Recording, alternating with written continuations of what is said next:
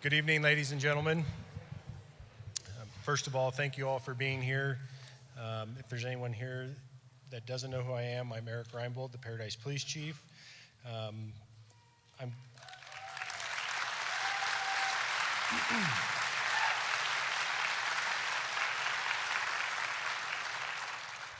And I just want to extend a sincere thank you to everyone for being here and supporting this very important meeting. And the purpose of us being here tonight is to inform you of the proposed action of the state to house a sexually violent predator in Paradise. And in just a moment, District Attorney Mike Ramsey will share the details on how we came to know about the state's intentions, the court proceedings, and what the Paradise Police Department and the Butte County District Attorney's Office has done since learning of this issue. Everyone should know, because we've been in this room before, that we understand that the proposal of placing the sexually violent predator in Paradise is of great concern to all of us and our community members. We're empathetic. We've all been through so much with the campfire, the recovery and rebuilding process, that this is the last thing that we want to add to our plate and introduce into our community. So we understand that, and we are empathetic to that.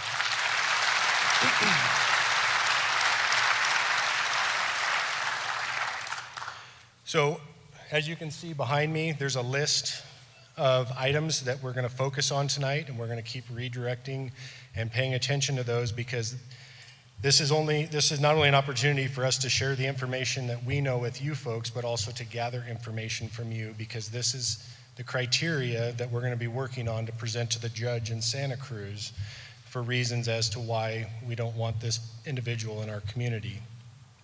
And I've seen some signs over here. I understand the emotions and the responses that some of us can have, but I think the most important thing about this meeting tonight is to understand we need to channel our energy and our emotions and focus on, the task at hand. So I'm sure that we're all going to do a good job on that, and there's a lot of information that you guys can provide to us. So once Mr. Ramsey concludes his presentation, we're going to open the floor for comments.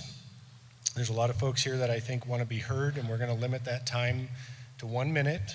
There's 2 microphones up here, and there's a couple of microphones up top, and I believe we're going to have some mobile microphones. So if you need to raise your hand because you have a mobility issue, we'll get a microphone to you. Due to the limited time we have about 2.5 hours. We just want to make sure that those of you that want to be heard are heard. Sheriff Honey's been gracious to come tonight. He's going to be the moderator. Please don't get mad at him if he tells you your time's up. We want to hear what you have to say, try and address your questions to the best we can, and move on to the next. I just wanted to address that if you have what you believe is sensitive information and maybe not to be shared with the entire group, we have some investigators over here to my right, to your left of the stage, and they'd be happy to meet with you one-on-one to take that information from you. I just want to recognize that we have a lot of support here besides our community members. We have our community leaders, our council members are here, our town manager is here. We have representative from the congressman's office. I saw Doug Teeter here. And this is what Paradise in our community is about, is that when we need to get something accomplished, we all come together to work towards that common goal. So I'm glad to see that that's evident tonight. And one more thing I want to say before I hand the mic over is that you'll see several folks listed up here. USKO Realty is the listing agent of this house in question at 1550 Gate Lane. They were personally invited to be here tonight. VS Real Estate, same thing, personally invited to be here tonight. One thing that we learned is they're brothers. They have a common interest in what they were offering up here for rent. Department of State Hospital speaks for itself. You'll have a little better understanding when Mr. Ramsey talks about what their role is with sexually violent predators in that program. And then Liberty Healthcare is the prime and sole contractor for the state for the placement of the sexually violent predators when they are placed into communities. So that's a little background on those folks. And again, they were invited to be here. And at this point, I'm going to turn the mic over to Mr. Ramsey and then we'll get going.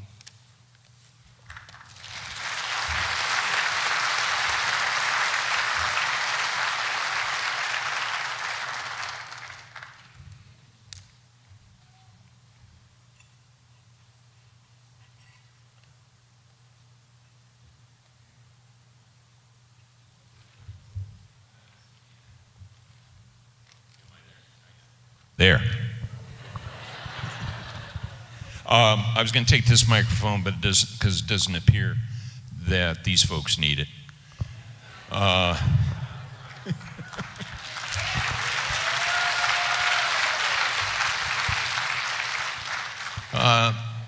going to give you kind of a little overview as to what is the sexually violent predator program under the law in the state of California. And because Mr. Cheek, Mr. Michael Cheek, unfortunate first name, is a sexually violent predator. And how do you get to be a sexually violent predator? Kind of overarching for just a moment, and we'll kind of explain it. It is less than 5% of all sexual convictions in the state of California. Those people that are in our state prisons for sexual assaults become a sexually violent predator. They are a really small sliver of our sexual assaulters in the state of California. So you might think, well, they're a very special group, and they are. They're a very dangerous special group, and that's why we call them sexually violent predators. And if I'm supposed to hold up my finger, and we'll get, okay.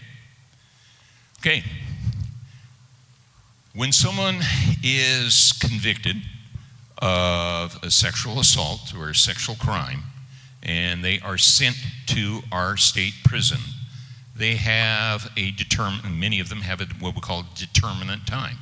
It can be 6 years, 12 years, 20 years, but at some point they will come out of the state prison, and it is at this point that the state of California appropriately has a process that if they are a person that has committed one or more sexual assaults of a violent nature, that they are examined by analysts from the Department of State Hospital to determine if they've got something wrong up here that causes them to do that. Not every sexual assault person has a diagnosis that it meets the sexually violent predator program or criteria. I can say only about 5% or less than 5% of the sexual assaulters in our prisons meet that criteria. If they do meet that criteria, then, which is a sexually violent predator, it gets that conviction, he's in the prison, he's referred for that evaluation to SVP, and that's the terminology to get used to, SVP. Experts agree that the person meets that criteria. Then a petition is sent to the district attorney in that county. We have done that on several occasions. Mr. Cheek, who was down in Santa Cruz when they did this, was determined to be a sexually violent predator after he was due to get out of prison in about 1997. And at that point, being tagged as an SVP, the DA has to prove beyond a reasonable doubt before a jury that this person meets that criteria, that that person is that dangerous person. And then he is committed to the state hospital system. And the state hospital has all of those sexually violent predators in Kalinga State Hospital. As of the beginning of this year, there is approximately 950 sexually violent predators that are serving an indeterminate sentence in the state hospital at Coalinga. Of some interest is of those 950 people, the process is to try and, you would think, okay, work your way out. Get out into the free society. And we'll talk about that. They receive that sex offender treatment. In other words, why do you do this? Well, your problem. Can we make you a non-sexual assault predator?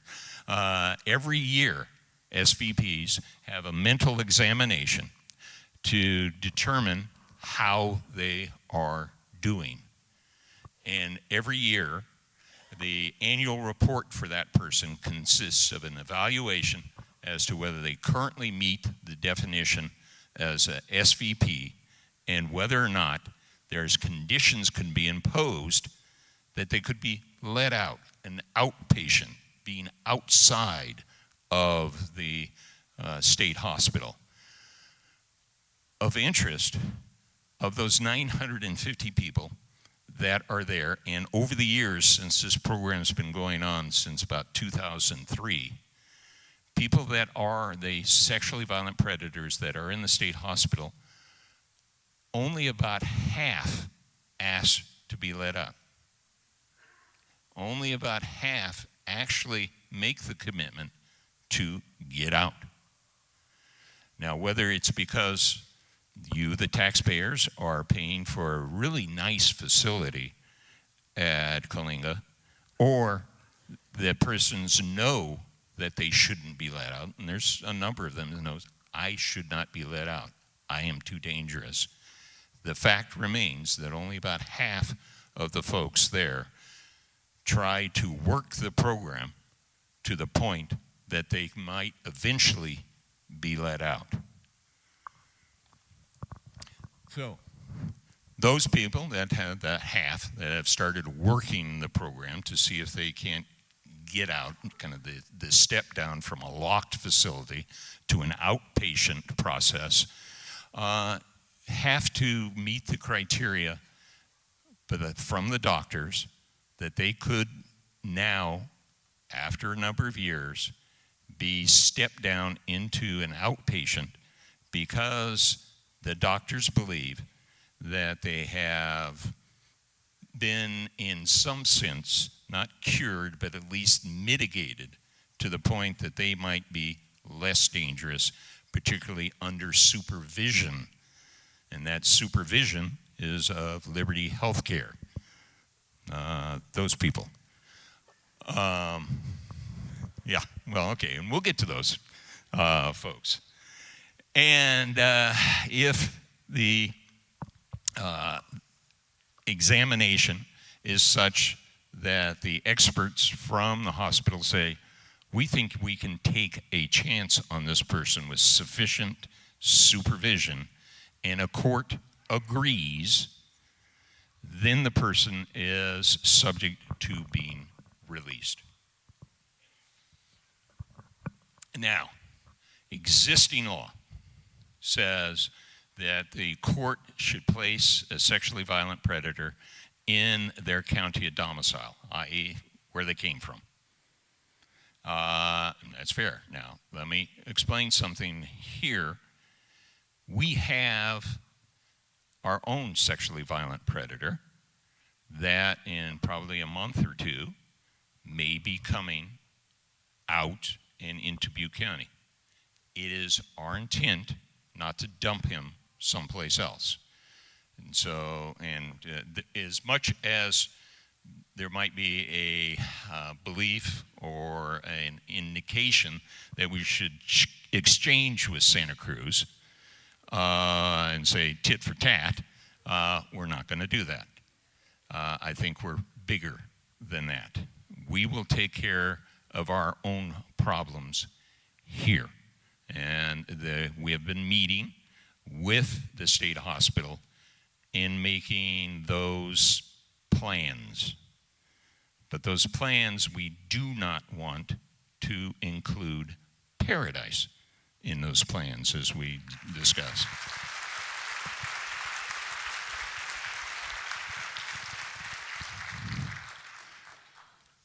So, just jumping ahead a little bit to Mr. Cheek. And we'll go ahead and who is Michael Cheek? Please don't call him Mike. That is Michael Cheek. He is a young man at 71, and so he's still got life in him. But he has no current ties to Butte County. He has no current ties, in particular, to Paradise. He was originally from Concord, California. But because of his crimes that were down in Santa Cruz and in Lake County, because of the way the law arranged that he has his last county of domicile was determined, and that's kind of water under the bridge, as it were, that he, and good for us, is that he is domiciled in Santa Cruz. Here are his crimes.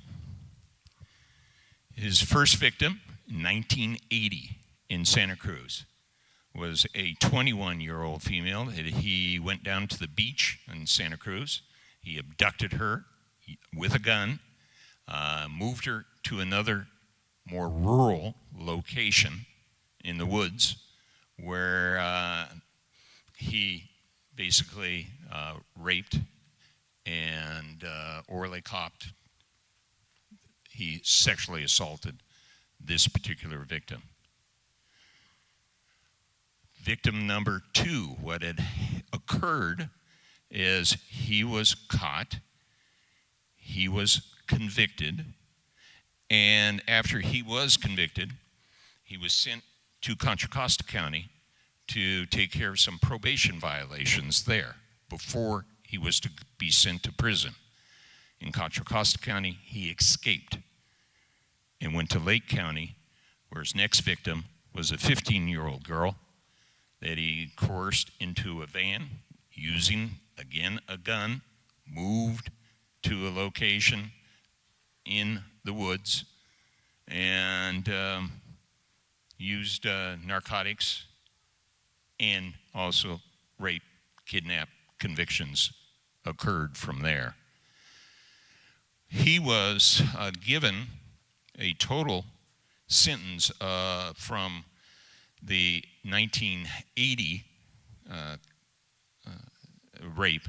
He was given 20 years in prison, and then he was given an additional 11 years and 4 months from Lake County, all out of Santa Cruz. He was due to be released from prison in 2019 when the state doctors went there, looked at him and said, no, you have a diagnosis that says you were too dangerous to let out. He was put into the state prison. He started through the process. And in 2020, Mr. Cheek was scheduled to be released into Butte County. He was scheduled to be released into Berry Creek, where he had a connection, and that was his sister. His sister believed at that point that he had been only convicted of a statutory rape. Liberty Health had contacted the sister. Sister had told us later that they had told her that they were going to supply a trailer outside of her place, that they were going to supply a 24/7 guard, all of which turned out not to be true. Additionally, the assessment, and this is an important thing, this is what has gone on here in Paradise, and the assessment of that location, the sister's home up in Paradise, said there was no school within 2,000 feet. That was true if you drove from her house using surface streets to Berry Creek School. However, if you went out her back door,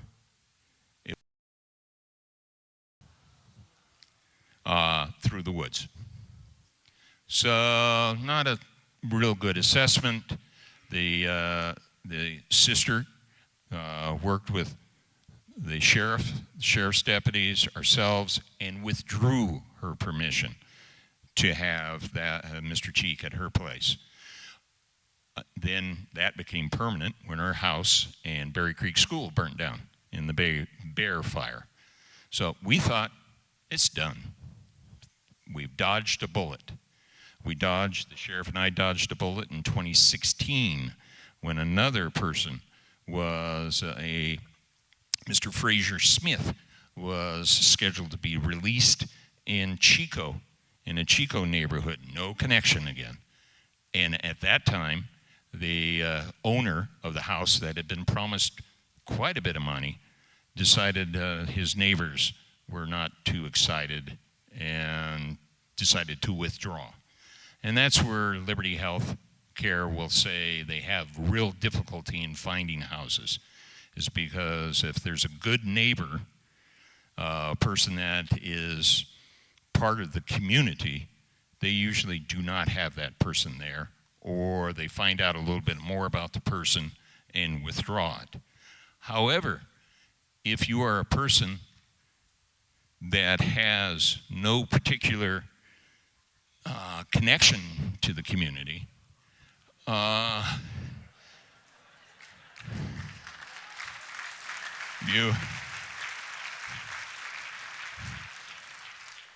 and a house that is a 3-bedroom, 2-bath house that is on Zillow, I think $400,000, and a market value of $2,500 for a month, and Liberty Health is giving you $3,500 a month, you might see where they might allow such a lease. So this is kind of that background, folks. But what had happened, there's the house. What had happened after the Berry Creek placement went away, they found a placement back in Santa Cruz in a community down in Santa Cruz County called Bonnie Doon. Very small community. I think it's about 2,000 people. And they were planning to place him there. And suddenly a homeschool popped up. And the law says you are, I'm giving no one no ideas. But,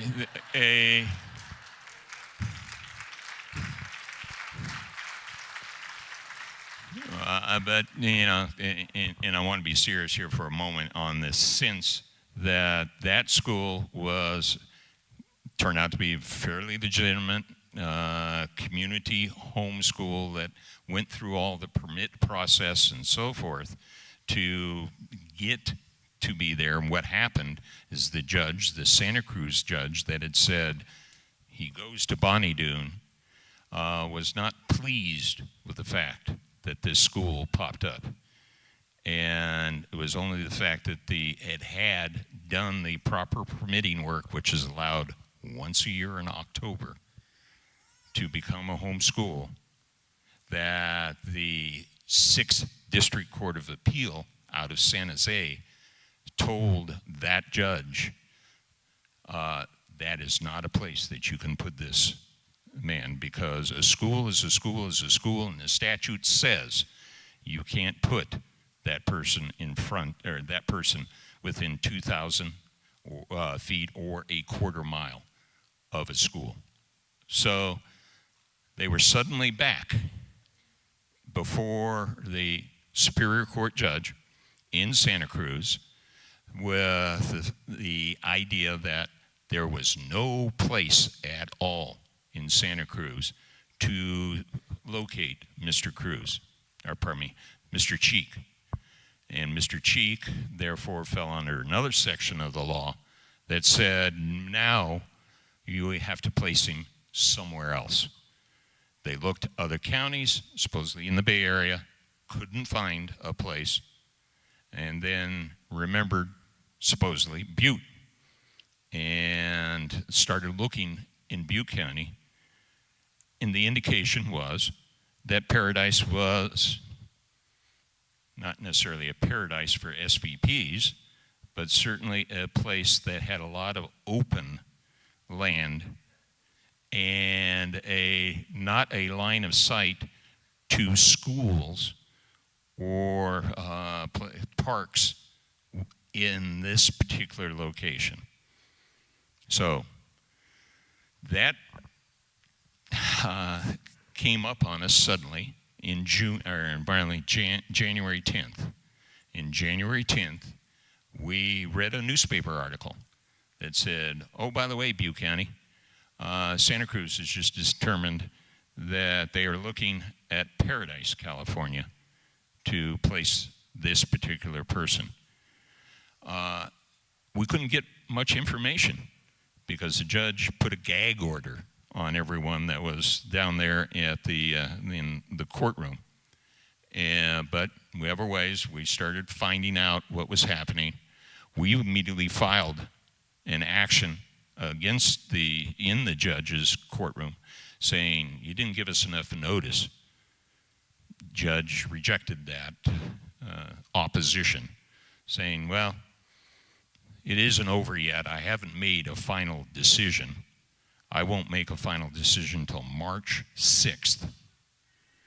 So you have until February 24th to tell me why Paradise and 1550 Gate Lane is a bad location. So we hurried up. Eric, sheriff, ourselves said the Paradise leaders, the other leaders, we all suddenly said, let's get to the community. They know the community better than anyone else. And that's our purpose tonight. You tell us.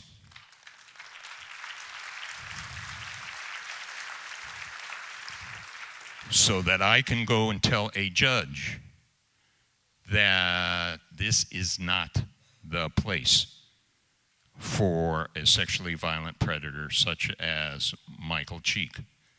And we need that information, folks. And no Paradise. Quite frankly, you've been through too much. We've all been through too much.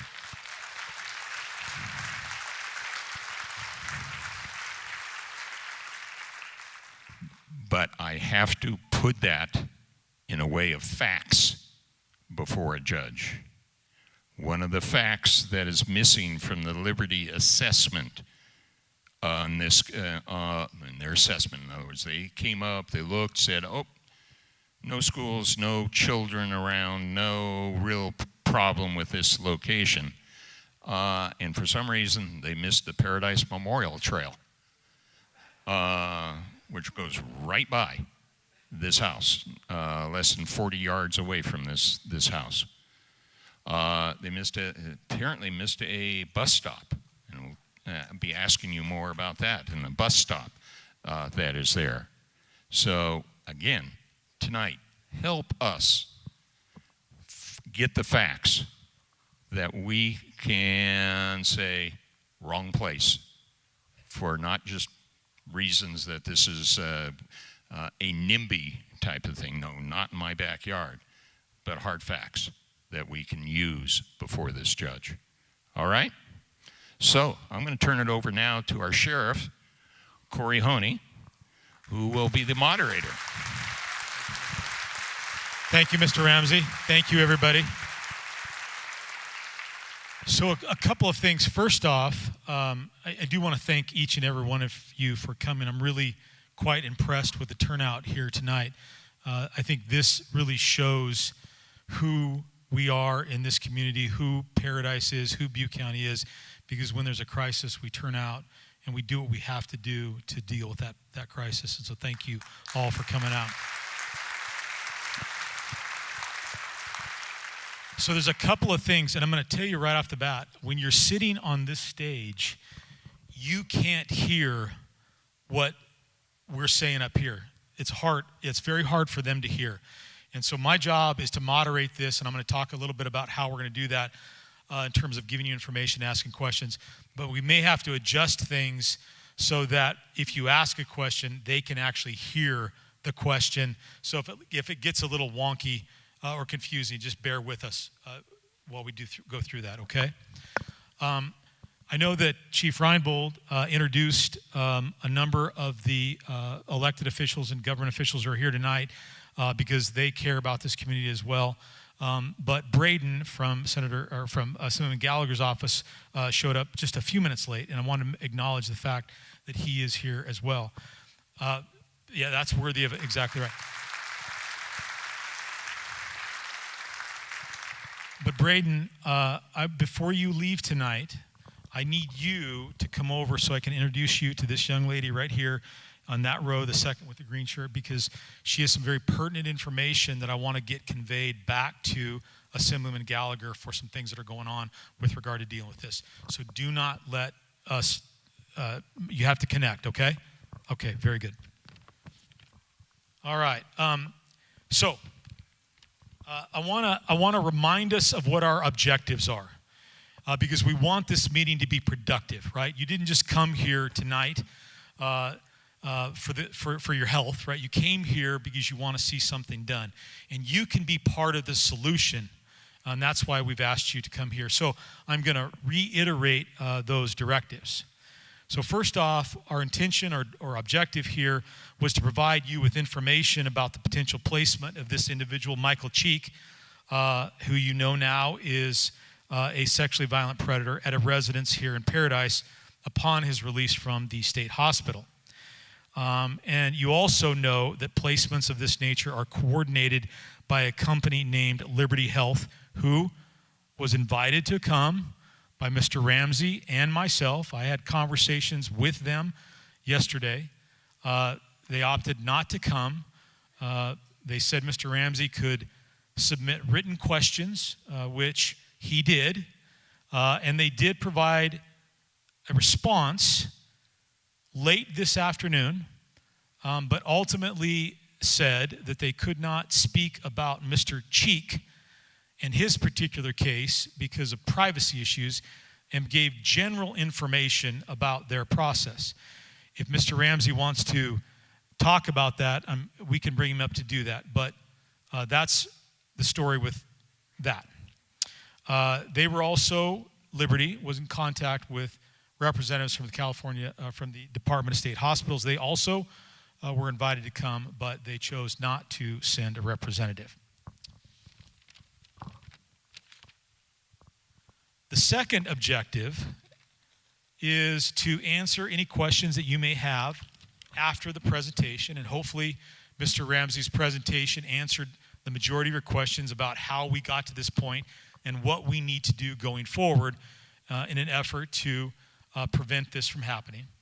And the third objective is to give all of you an opportunity to voice concerns, but probably more importantly, to provide us, and particularly Mr. Ramsey, because he is the district attorney, who can be charged with litigating this, information that he can pass along to the judge in Santa Cruz so that she can consider it before making a final decision. And I want to point out to you this list of questions. These things are questions are designed particularly to elicit information which would be admissible to the court and is something that the court has to consider in making that decision. So, by show of hands, after hearing this presentation and understanding what we're facing, by show of hands, how many of you think that this is not the appropriate place for Mr. Cheek to be placed? Very good. And how many of you are concerned or angry about the fact that we're having to deal with this? By show of hands. That's exactly right. Okay. I did that because I realized those are valid emotions, those are valid concerns, those are all things that we want to express. And if we had an unlimited amount of time, I would let every single one of you come up here and for 1 minute just vent and rail on the situation and get it all out. but there's probably more than 300 people here. And if I let you just come up and just vent about your anger and frustration, we'd be here all night. And ultimately, Mr. Ramsey can't just go. Yeah, okay, well, but Mr. Ramsey can't go to the court and say, Your Honor, 300 people are pissed off, right? That's not going to get us where we need to go.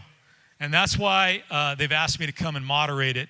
And so what we're going to do is I'm going to set this up, and if you have a question that wasn't answered, you can come up to one of the mics, and I'm going to kind of be the director, the traffic control person, and there's a microphone up there at the top of that. There's a microphone over there at the top of that. There's a microphone here. There's a microphone here. And if you have a difficult time making it up to one of the microphones, we do have 2 people in the audience who can come over to you and hand you the mic. I would ask that if you can come up and ask the question from one of the microphones, that you do that. But if you need some assistance, no doubt, just do that. Let us know and we'll get there. I'm going to be the traffic control officer. I'm going to start calling on people as they go. And again, if you have a question, I'm going to direct it to the person that I think is best capable of answering the question.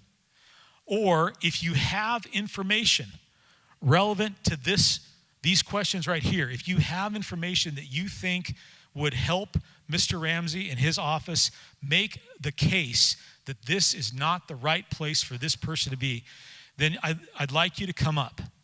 Now, if you're not comfortable coming up and speaking in front of a crowd, that's okay too, because there are 2 other mechanisms that we can gather information. One of them is the use of that QR code. If you have your phone, allegedly, if you take a picture of that thing, it will send you to a website that then you can fill out some information. Now, if you're comfortable with that and you want to do that, that's one way to do that, and we certainly encourage that. If you're not comfortable with that and you have something that you want to say confidentially, or you don't feel comfortable speaking in front of the crowd, that's okay too, because we have investigators from Mr. Ramsey's office right over there, and you can walk right over to them, tell them who you are and what you want to tell everybody. I will also note that there's some sensitive questions here. One of the questions deals with whether or not you or a family member have ever been a victim of the kinds of crimes that this individual is accused of committing. That's important information for us because we don't want to subject people who have been the victims of those kinds of crimes to having to live in fear constantly. I also recognize and understand that that may not be something that you want to come up and talk about in front of the crowd. We completely respect that. And so with that in mind, if you feel comfortable sharing that, we would ask that you go over and speak to one of the investigators. Now, everybody bear in mind that someone could be going over to talk to the investigators about any number of things. So just because you see somebody going over there doesn't mean that that's the reason that they're going over. But no matter what, I want us to be respectful and supportive of any of the people that want to go over and talk to those folks. Make sense? We all agree on that? Okay. All right. I think I've got the ground rules. As we said, it's about a minute. That's what you get. If I have to cut you off, I have some leeway to let it go. But if you have a rather lengthy, if your information is rather lengthy and probative and important, what I may do is ask you to stop and go over and speak to one of the investigators so that someone else has an opportunity to come up. But we'll play it by ear as we go. Fair enough? Okay. So, you guys have not heard anything I've said, have you? Almost nothing? Is that for the QR code? Yeah, I said that. I talked all about that to them, yeah. Oh, yeah, I know. Okay. Oh, yeah, okay, thank you. So there are people who are watching this remotely, and they have the ability to write questions, and our folks over there from the DA's office are going to write those questions. At some point, I'm going to walk over there probably after you've had a chance to talk. Maybe I'll intersperse it in between. I'll read a question directed to the right person, and we can go from there. But it's going to be a little wonky, as I said, because they can't hear me very well, so we're going to have to adjust to that. Plus, the lights are awfully bright when you're up here. All right, so I'm going to kick us off.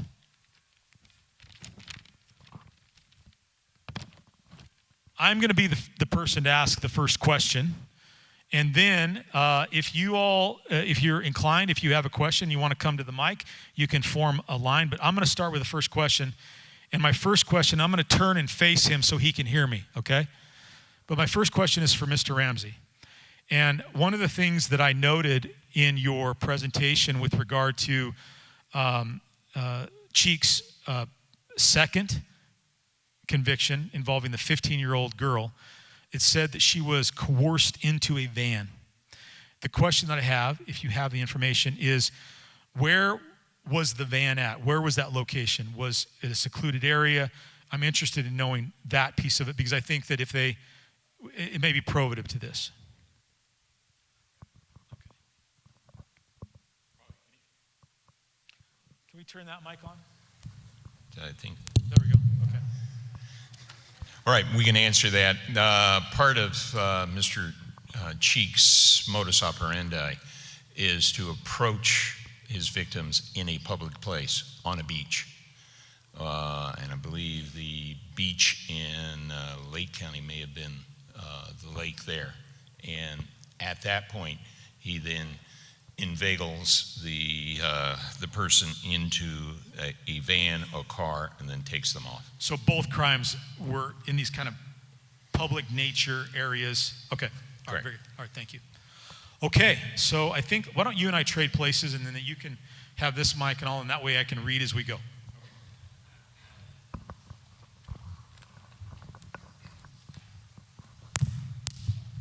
Okay, can you hear? Oh, wow. You can hear me now. Okay, so I think this is the way we're going to start. Let's see here. Okay, sir, I'm going to start with you. If you could speak into the microphone and tell us what your question is.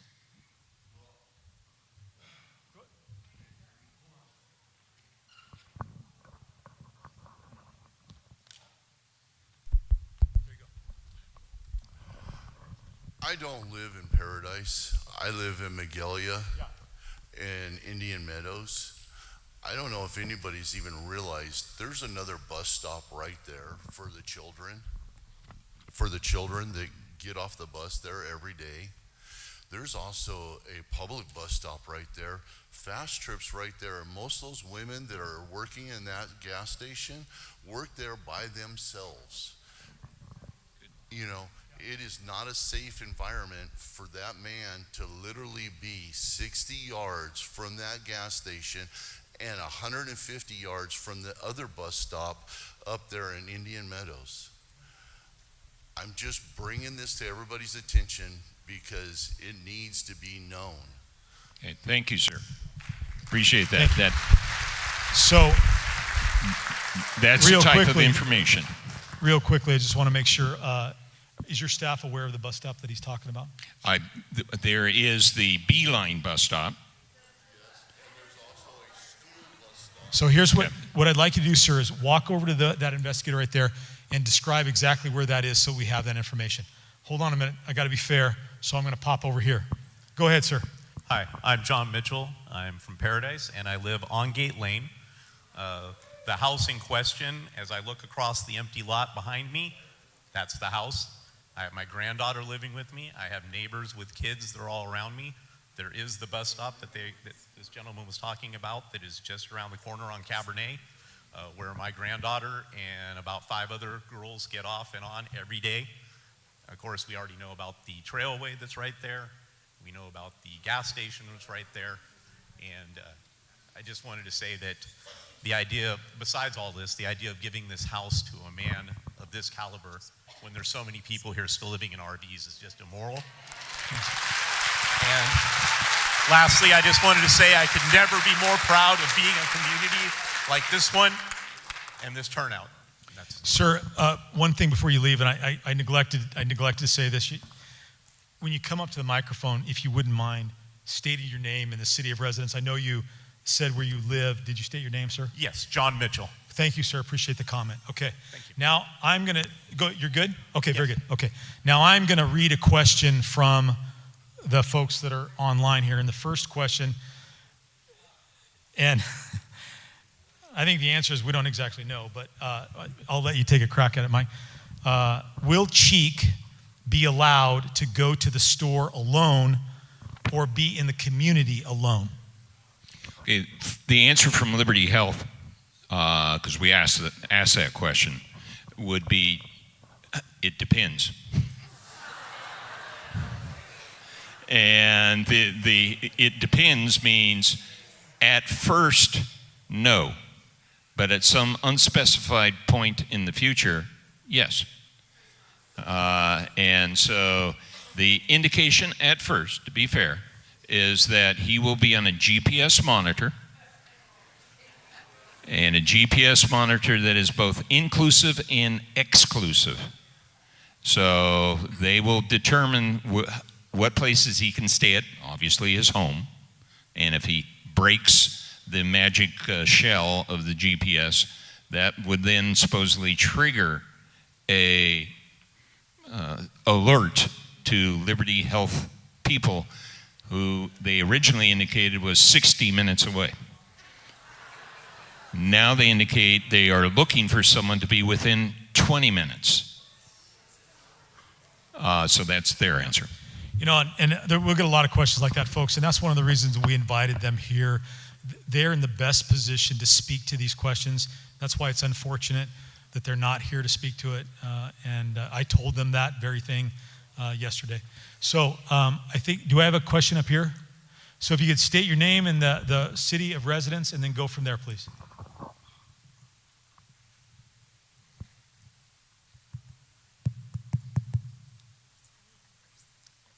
Hi, my name is Jamie Happ, and my husband and I live in Paradise with our 4 daughters, 15 to 8 years old. And some things that have come up are we have one effective grocery store in this town. So if this man can grocery shop where all us moms are taking our kids to grocery shop, that is not okay. There's also a gun shop 6-minute walk from this home, and I doubt that those crimes he committed were with a gun he was holding legally, especially the second while on probation. Thank you. Thank you. Have you put that in? Have you, if you would. Okay, I don't have anybody there, so I'm going to go to you, sir. Good evening. My name is David Leonard. My wife and I purchased a home on Gate Lane, which closed on September 30th of this year. And I just wanted to ask for God to be with us tonight as well. It says in Philippians chapter 4, verses 6 and 7, "Be anxious for nothing, but in everything, by prayer and petition, with thanksgiving, make your requests known to God, and He will, with a peace that passes all understanding, guard your hearts and minds through Christ Jesus. Lord, I pray that your will be done, and that Paradise be a safe place from the youngest child to the oldest adult. Please give our leaders wisdom and success in fulfilling your divine will." Thank you, sir. Thank you. Appreciate that.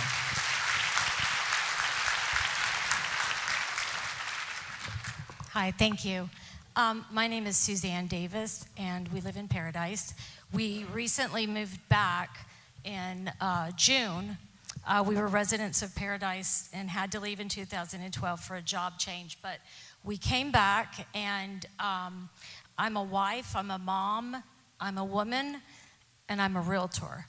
And I don't want to be lumped in with them because they're out of Sacramento. I don't even know who they are. My question is this: who do we hold accountable if, God forbid, he does come here? Who do we hold accountable when he commits another crime? Can we hold Liberty Healthcare accountable? When we say accountable, if you're speaking particularly legalistically. Legalistically, yes. Can we go after them financially? Can we go after them criminally? I mean, they're saying, yeah, he's okay to leave. Let's, send him to Paradise because they underestimated Paradise, I really think. Right. On that point, let me again, our questions to them. There are currently 21 outpatient persons that are sexually violent predators that are out in different communities in the state of California. And I don't recall how many have been let out since, like, say, 2003. But they have, was it 50? Okay, 54.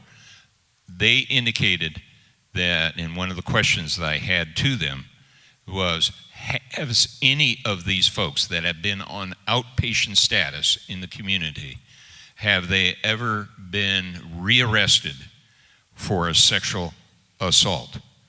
They indicated no. And there's always a first time. Yeah, and well, feel better. But that was a very narrow answer that they gave us, and it says no contact sexual offense. Then no contact sexual offense means no hands-on. That doesn't include child porn, solicitation, threats, and so forth. So back to your question, saying, okay, who is accountable? The accountability is really vague in that area, legally. So, is it the state of California? Is it the state hospital? Probably not. Okay? I mean, and I hate to say, we're on our own, but there are, again, to be fair, they say they have a number of safety measures to make sure that this man won't be out and about. Now, the problem with that is, if we are going to be absolutely safe and this man's going to be confined to his home and a older male DoorDash guy has to deliver food, the problem becomes, okay, so how is he supposed to get better and reintegrate into society? All that means is he is in a place that's just a prison outside of the state hospital prison, as it were. So it is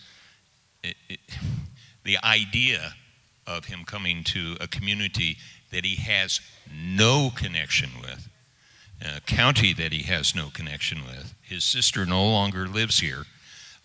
She'd prefer not to have him know where she's living at this current time. What does that tell you? Yeah. But that is one of the criteria that this judge has to look at. And Assemblyman Gallagher made that as a law in 2017. And and that was a law that was passed in the legislature unanimously, that there has to be some sort of connection. But step back from it and say, that's just a guideline, a criteria. It isn't a hard and fast rule, unfortunately. Can we go with you when you meet with the judge and show up there? And, folks, the problem is, the sheriff has already indicated, all of the speakers are going that way. Yeah. And it's hard for me to hear, so I'm sorry to. So I guess the question was, is the hearing open to the public? Is the hearing where you present okay, evidence? Thank you. Okay, is the hearing open to the public? No. Okay.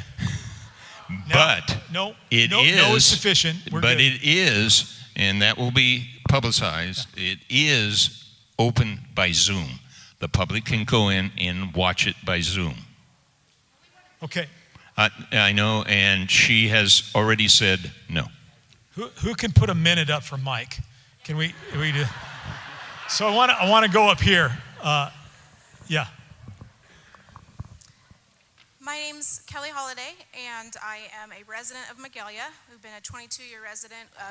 I have a business owner in Paradise. I've been a homeschooling parent for 10 years, teacher by trade, but a homeschooling parent by choice. We travel from Magalia through Paradise every day, multiple times a day. And I know that there's a lot of benchmarks up here that you're looking for to document, but my one question, since you said questions are available, is my 14 and 12-year-old daughter, why do his liberties, Mr. Cheeks, trump my 14 and 12-year-old daughter's liberties?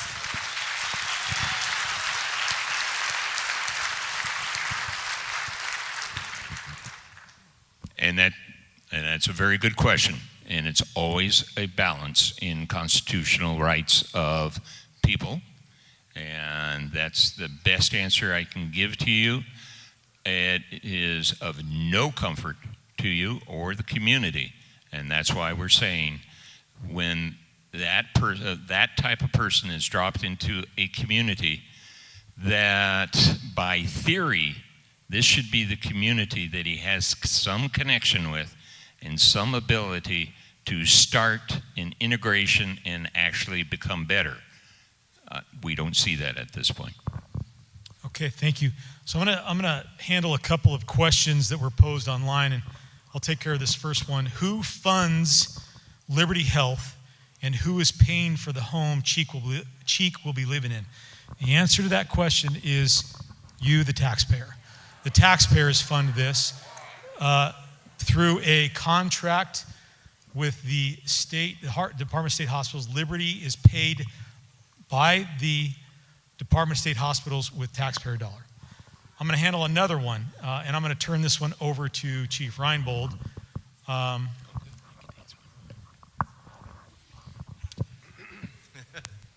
Is Paradise getting money or being paid for housing for this person?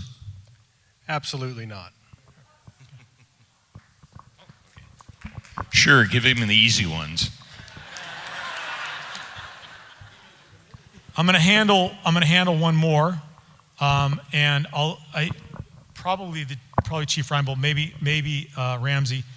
How far away is the charter school CCS?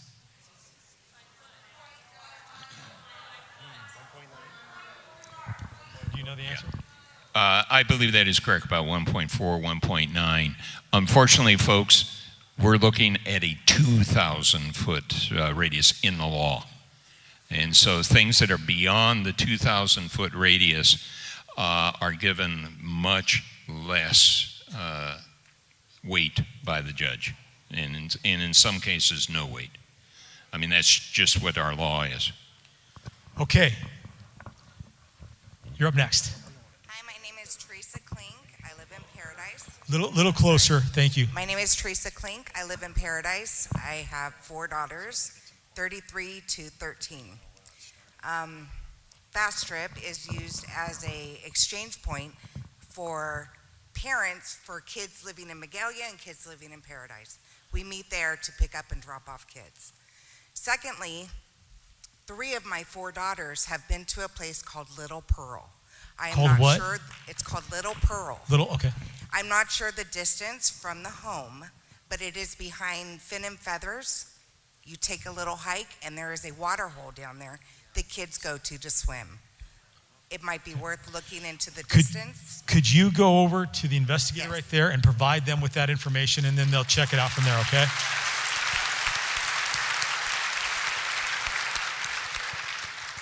You're up, sir. Thank you, Sheriff. My name is Ward Habriel. I live about 6 blocks from Gate Lane, which doesn't bother me too much unless something bad happens. Here's my comment, though. About 99% of the time, radio, TV, print media that covers law enforcement is negative. They're on an emergency. There's something wrong, right? Okay. This is a very preemptive and positive event, and we're loaded with people here. Can we have more of these? Actually, Thank you. hold on. I hope we don't have to have more of these, because we're having these because we're... Keep us informed. Absolutely, absolutely. Thank you. And then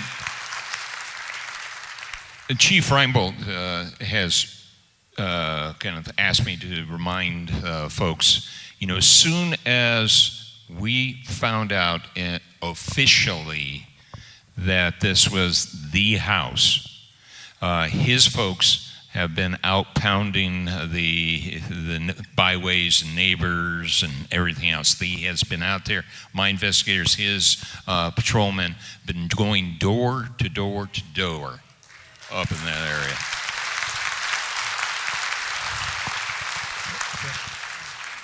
Hi, my name is Adam Callenquin. I'm a Magalia resident. I grew up in Paradise. I have ridden that bike trail hundreds of times, from high school, junior high, through college. That should be considered a parkway. There is hundreds of residents that use that through and through. Just a little quick update on distances. 14 minutes to the Paradise High School, the back fence of the Paradise High School by bike from that residence. To the ballpark and the dog park, 19-minute walk. And to CCS, it is a 30-minute walk, 1.4 miles. We already answered that question. That's a pretty central area for access with that parkway, okay, with that memorial trail. That's just throwing out some numbers. Will Paradise PD have access to that GPS and that monitor for him? That's a really good question. Okay. To which we do not have an answer.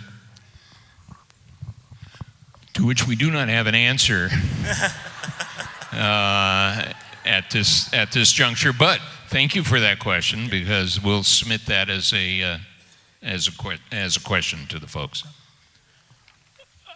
Are you waiting in line? Yes. Yeah. Can we turn that mic on, please?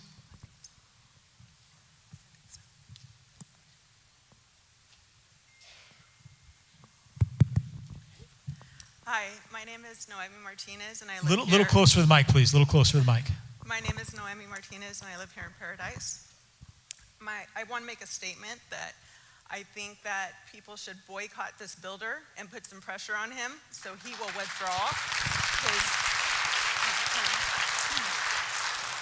And I just wanted to ask Paradise Police if there is a plan in place, or would you guys wait, if this does happen, to then put a plan in place of curfew, of surveillance, of protection for the community?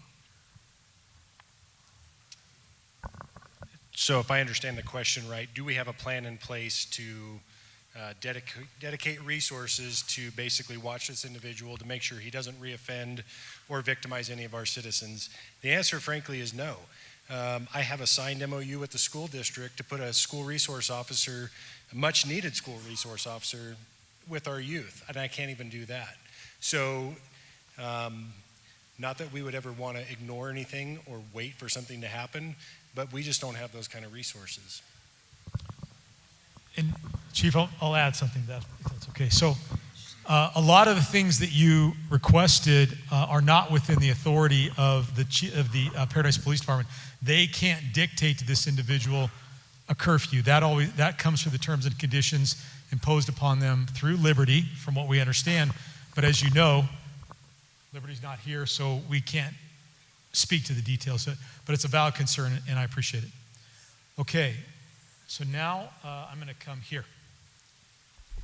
Hello, my name is Melissa Crick. I'm a Magalia resident, but I'm also board president for Paradise Unified School District. And I want to start by having all the educators in the room please raise your hands. You'll hear from most of us tonight, but I want everybody to be aware of the number of people that are here tonight to advocate against this. I want to point a couple of things out. Our district office is just around the corner from Gate Lane, where we host students regularly. Moore Road ball field is a direct access cut through the east side of Paradise. If you raise kids here, you know that's a cut through to get to the ball fields. The comment about this offender attacking girls in public park and rec areas, that's all we have left. We don't have a bowling alley or a movie theater. That is where our kids hang out.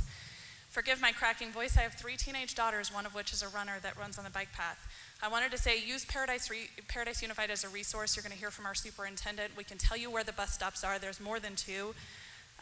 The last thing I want to say is, whether or not this man is a risk of reoffending, he's a risk to our community. We've seen the threats. We know what will happen. There are signs in the yard right now. He's a risk to every one of his neighbors.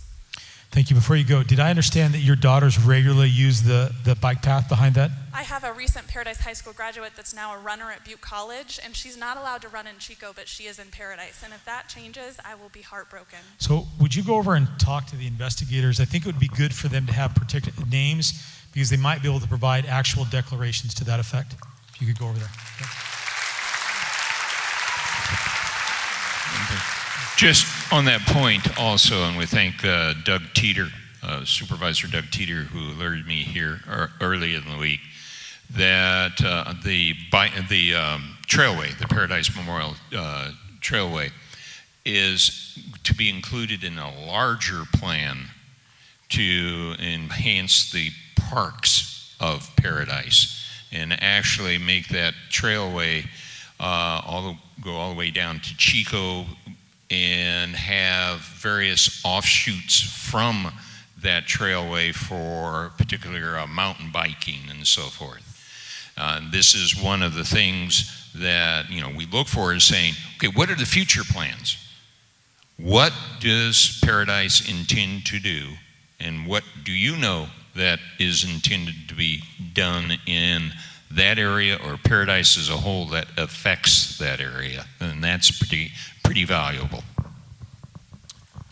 Okay, sir, you're up. My name is Vern James. I'm a long-time Paradise Sir, resident. you got to speak really close to the mic. Okay. Thank you, sir. Is that okay? Yeah. My name is Vern James, and I've lived in Paradise many years. I frequent the area near Gate Lane pretty often. We have a family business there, and my wife and grandkids frequent the trailway quite often, walking the dog. On the trail, you said? The trail? So I have an obvious concern there. Another issue I have is I believe we have a basic right as citizens to not have a known threat just arbitrarily placed in our community. I think we have that basic right, whether the hospital or the judge recognizes that or not. I believe we have that right, and I believe most people here would agree with that. Thank you, sir. Appreciate that. Before you leave, though, if you said your granddaughters frequent that trail, yes, would you give your name and their name to the investigator so perhaps we can capitalize upon that information? Okay, very good. Head up there. Hi, thank you. My name is Adele Pfister. We just bought our home after 4 years of hardship from the campfire on Piney Ridge Drive. We are a 3-minute drive from Gate Lane. We have 2 daughters under the age of 7. Next year, our 7-year-old will start at Paradise Ridge Elementary. I would love to know, I believe the closest bus stop that she would be using is actually closer to Gate Lane than our house.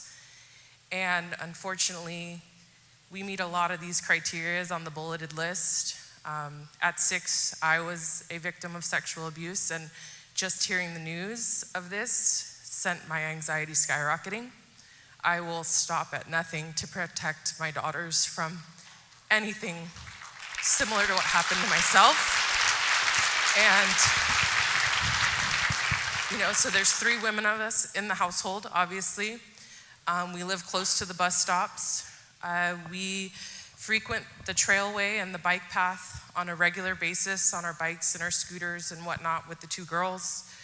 We frequent Fastrip on a regular basis because it's about a 2-minute drive. So this is super concerning for us, and I appreciate you hearing us out tonight. I do have a question, knowing that Butte County is a very rural county. I actually grew up in Santa Cruz County, and Seabright Beach was one of my favorite places, so this is very odd. But we're rural. We have one of the highest ACEs rates, adverse childhood event rates in the state. We are all recovering from the campfire.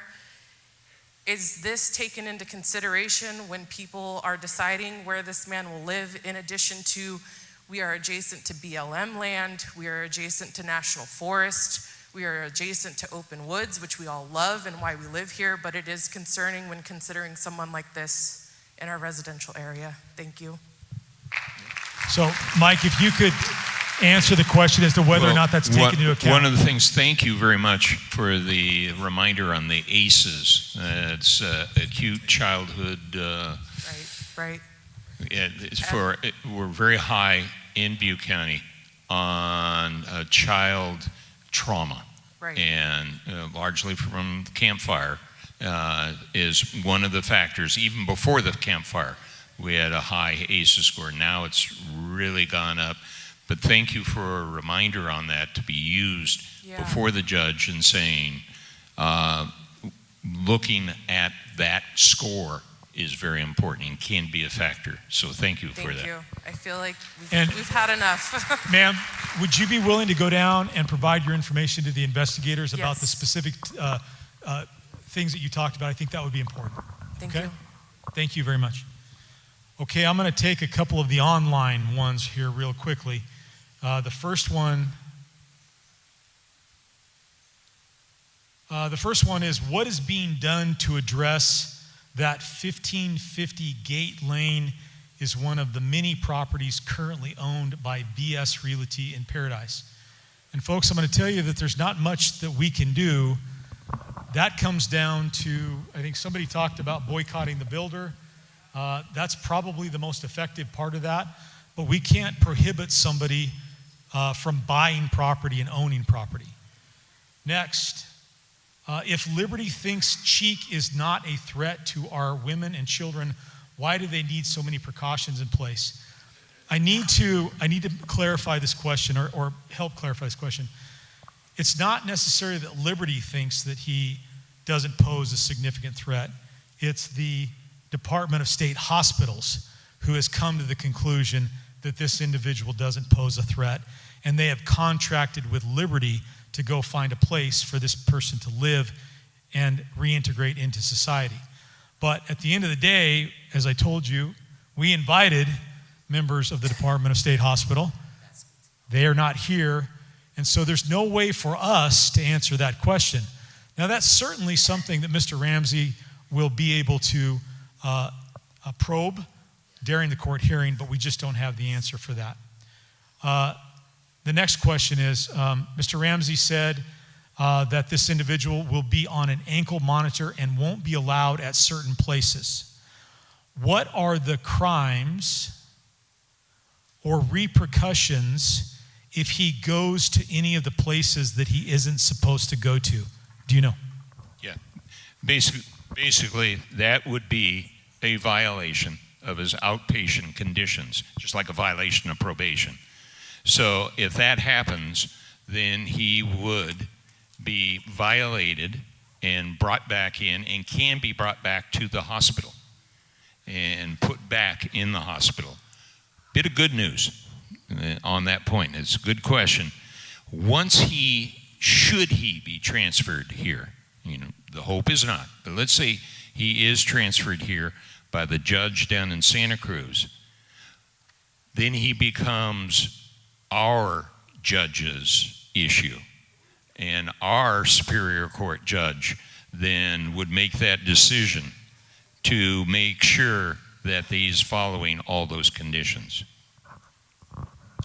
Okay, the next question is, can we, the community, research different locations to place Cheek other than the one they're proposing? And would the judge listen to us? I certainly think you're more than welcome to research potential locations, and you could submit them online through the QR code, and I'm sure that Mr. Ramsey will provide that information to the judge. Whether or not she would take that into consideration, there's no way for us to know. But on a very serious point, if you feel that there's some place, let's just say in Butte County, that is a better place than Paradise and because remember I told you, there is our own SVP that is in the pipeline.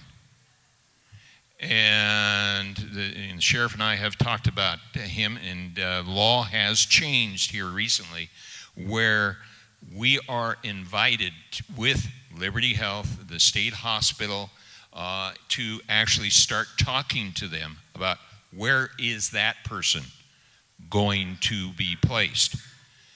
Quite frankly, folks, they've got their sights set on Paradise. We want to put those sights someplace else.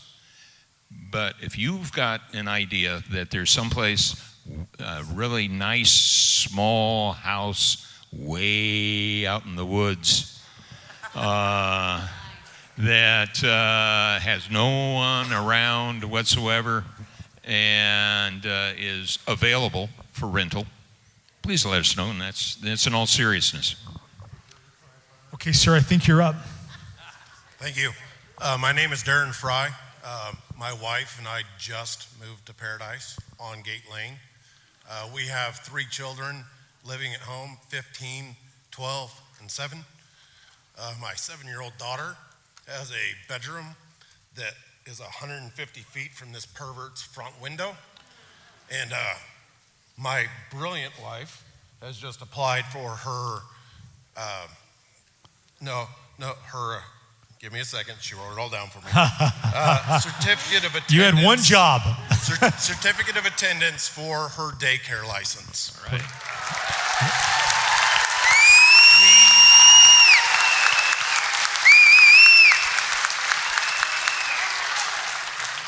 We just moved here and we enjoyed the spot that my 3 children could walk up to that gas station and get a pizza on a Friday night for $9. We have walked as a family on that bike lane continuously. I plan on continuing to do that without that guy here. So, sir, I'm sure you've been contacted by some of the members, but let's make sure. They were there tonight, as a matter of fact, while we were here. Just one more thing. I mean, I know I'm taking longer, but if as a citizen who's having to pay his tax money to pay for this guy to be here, I'd just soon he stay at the state hospital with my money. All right. Could you make sure just go over, because that's great information, and we want to make sure we capture it. Okay. And this is one of the things, folks, is Paradise is a growing community. What happens many times when the state hospital puts people or tries to put people outpatient in different counties, particularly a county not the domicile county, they do pick rural areas because there's not the schools or the daycares or the things around, and they can target that place. And it is a static community. That community isn't growing. That community, there's not going to be something around that community in the near future. So this is different for Paradise. And that's the type of thing that we need to know. What are the plans in the future? That if you have plans, we need to know that. You're up. My concern is... Your name first, please. Name? My name's Donna Broughton. I'm from Magalia. I lived in Paradise for years. Okay. And my concern there is the bike path. The bike path is right in his backyard. Yes, basically. It is. Okay, there's the station, there's the crepe shop, and there's a restaurant right there.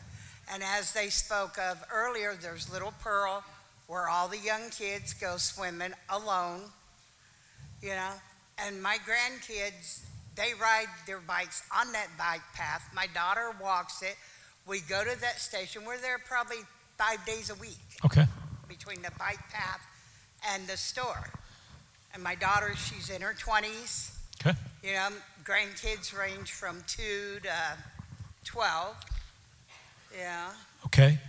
That's great information. And so would you go over to the investigators, make sure that they have your name so that we can track that as well? Thank you so much, ma'am. And by the way, folks, just as your law enforcement, as you are on the bike path in the next few days, please smile.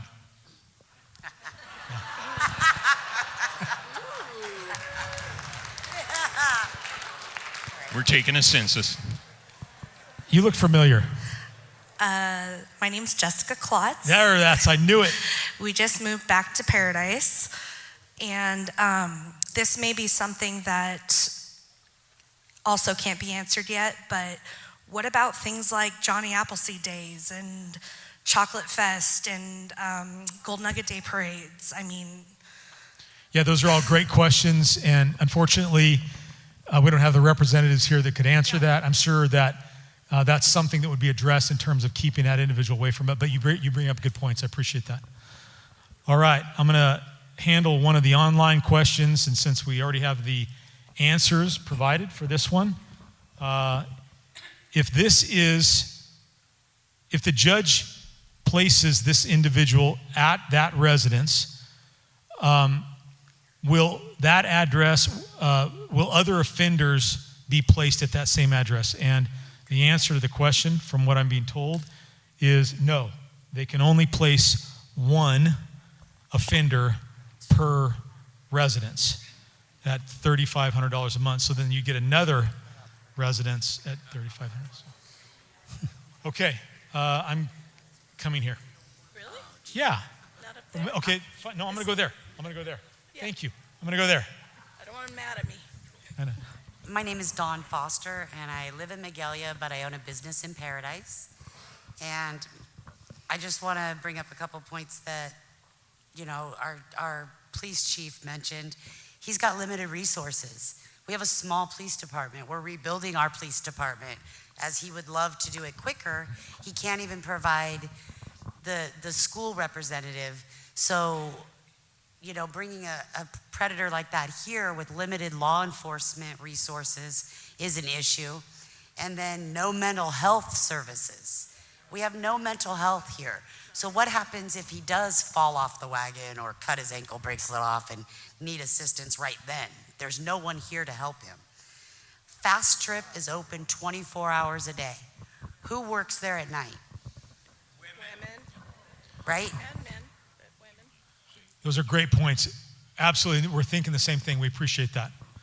Okay, so I'm going to come down here. Oh, wait. And are we going to provide him a car too? Or a van? What was that? Say that again, please. Are we going to provide him a vehicle? That's a great question, and we don't know the answer to that question because Liberty's not here. I do not believe that they will. We've asked a question in another context, and possibly not, but he may have to be transported with a Liberty car someplace, and you're buying the gas. And Mike, let me follow up on that because my understanding, if I'm wrong, correct me, but not only do they pay the rent, they also provide funds for other basic necessities like food and electricity and water. All of those other bills are going to be paid by the taxpayers' dollars. Is that correct? That is correct. Okay. So And we can't house anybody with him, but can they place another one in this area? What was that? So we can't house another one with him at that home. But if Santa Cruz says, "Hey, we got away with this," can they bring another one here? That's one of the things that we're concerned about. So I appreciate that. All right, moving down here. My name is Frank Dodini. I live in Paradise, and as part of my volunteer activities, I frequent the Memorial Trail. It's, as already been stated, it's a very short walk to the ballpark and the horse arena and the dog park. The ballpark is open from 7 a.m. to 9 p.m. 7 days a week. The dog park, same thing, 7 a.m. to 9 p.m. 7 days a week. I have seen a lot of women alone walking their dogs. There's a lot of kids, that go to the ballpark, and there's activity all through the day in the ballpark. The Paradise Horsemen's Association that uses the arena is comprised of a large number of young women riders, and the Memorial Trail passes, right through there. So there, it's those are great. Those are great comments, and certainly what I'd like you to do is if you could just go over and just give a list of those potential locations to our investigators. That way they can make sure that they've documented that and survey it from there. Okay, thank you, sir. Appreciate that. Okay, you're up now. You're up. Howdy. Okay. Hi, Carrie Max. My family just made 50 years here in December.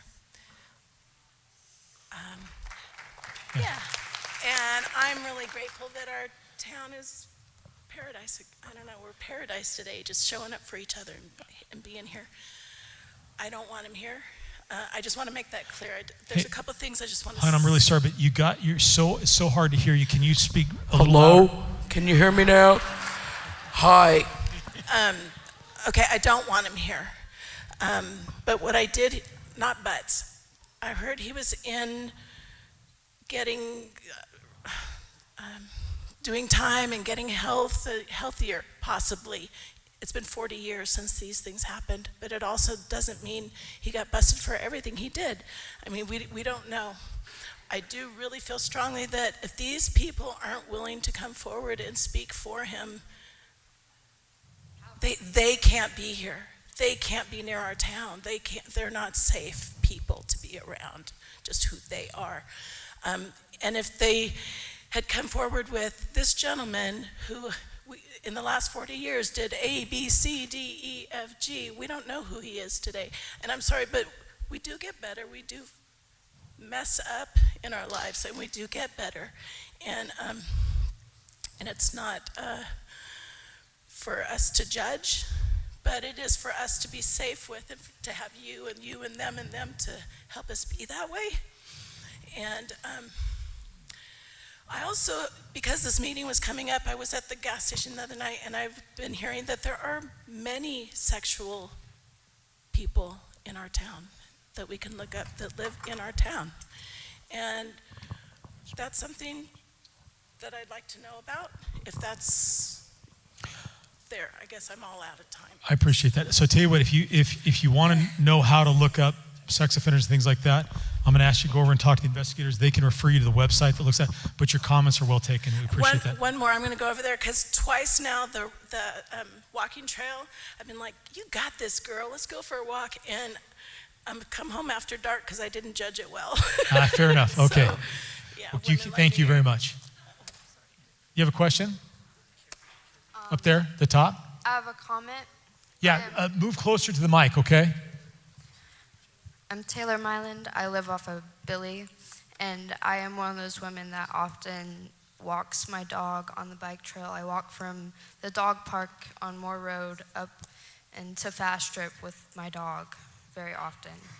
Okay, so if I understand, it was hard for you to hear, but if I understand correctly, you walk your dog on that trail frequently? At least once a week. Awesome. Can you come down and speak to one of our investigators, make sure they have your information? Okay. Thank you very much.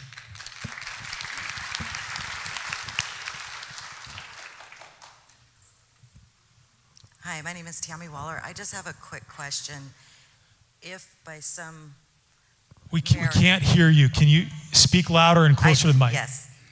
I have a quick question. If by chance VS Real Estate sees the light and withdraws the home, what happens as far as placement in Paradise? Do they continue to look for someplace else, or do they move along? What will happen is if they should withdraw their offer to have him there, then that place is gone.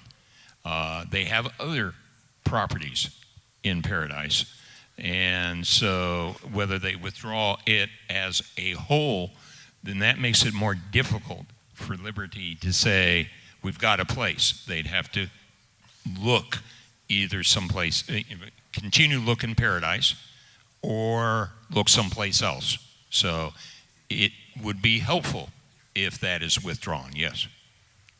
Okay, so as public citizens that can easily look up registered name for LLCs of VS Real Estate and protest in their own area, that might help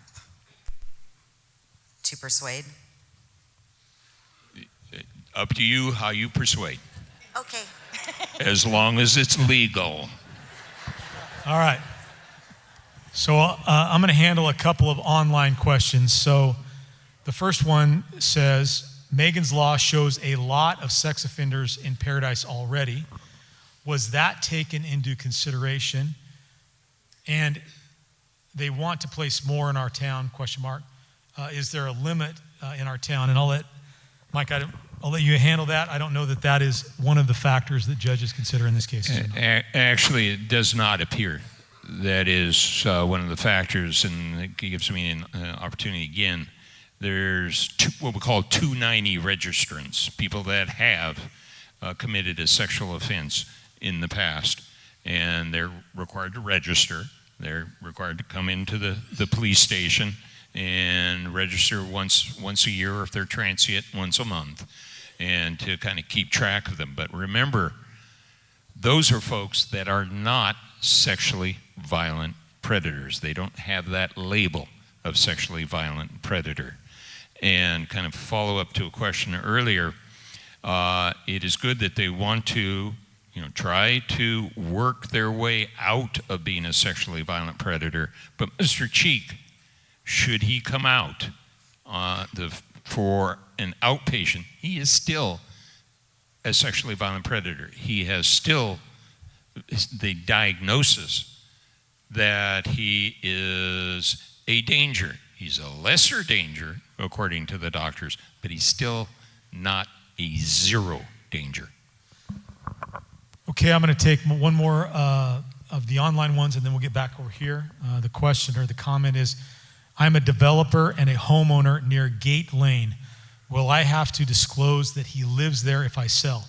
The first question is, you're going to have to talk to your real estate agent about that because we can't give you legal advice, but I suspect that anybody who was going to buy your house would want to know that information. Number two, does the court take into account or consider the loss of property value? And the answer is no. No. You're up. I'm Sandy Malone. I've lived on Gate Lane since 2008 with a rebuild. I'm single, I'm disabled, and I have no firearm to protect myself. I walk my dog through that neighborhood, and I'm scared. I've had some other things that have happened to me. Scares me. And so in terms of kind of like that census that we're taking of the folks that are in that area, in Gate Lane, you've already been contacted or not? Yes, the police came the day after. And took down your information? Yes. Okay. There are lots of children that come on our property or our road for Halloween. Major amount of kids.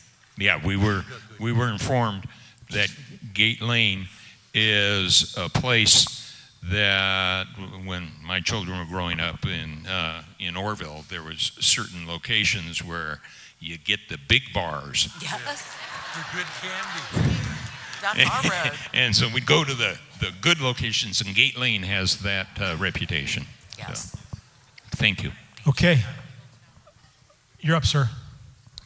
Yes, Tom Taylor, Superintendent of Paradise Unified School District. I want to first say,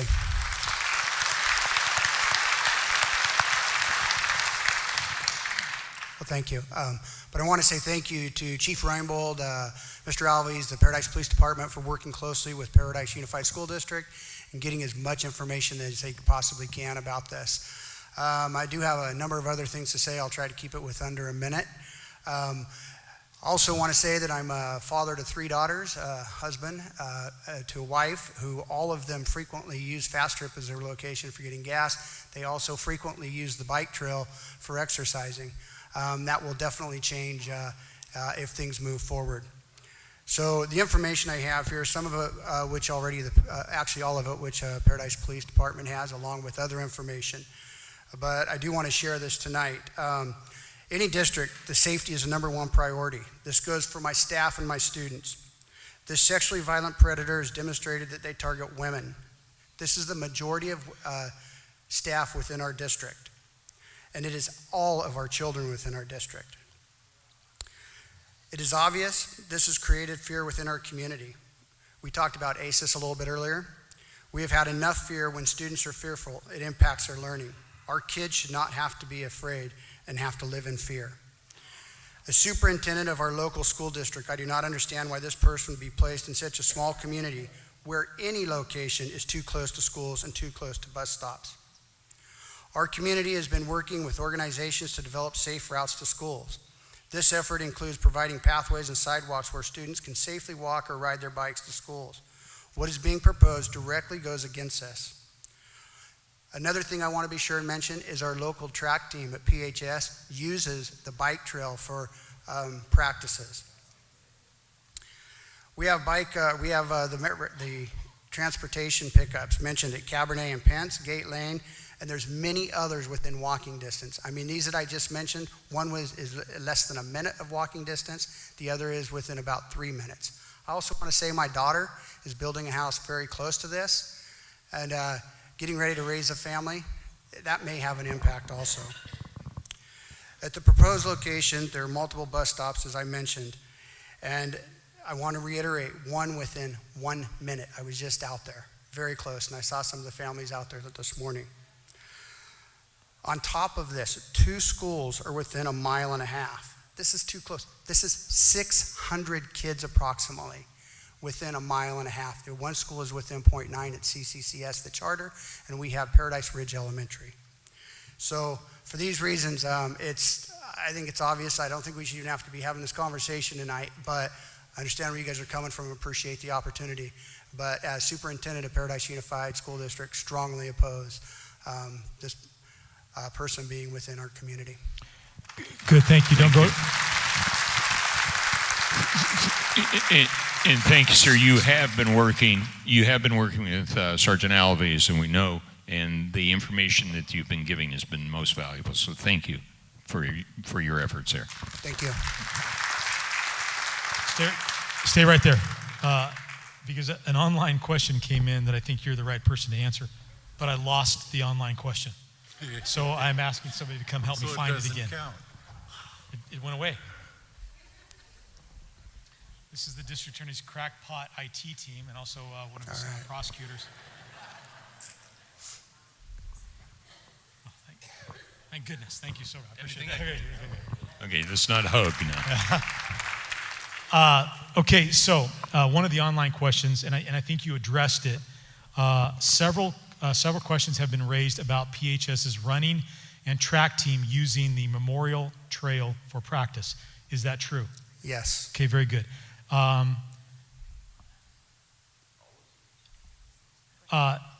Is that, have we captured that information? Do we know? I think that's, is that a regular thing that they do? Is that part of the normal? Yeah, definitely during their season. Would you mind just going over the investigators, giving them perhaps a contact information that we could get perhaps an affidavit from the track coach or the cross-country coach that might help us with that? Will do. Yeah, thank you, sir. Appreciate that. Very good.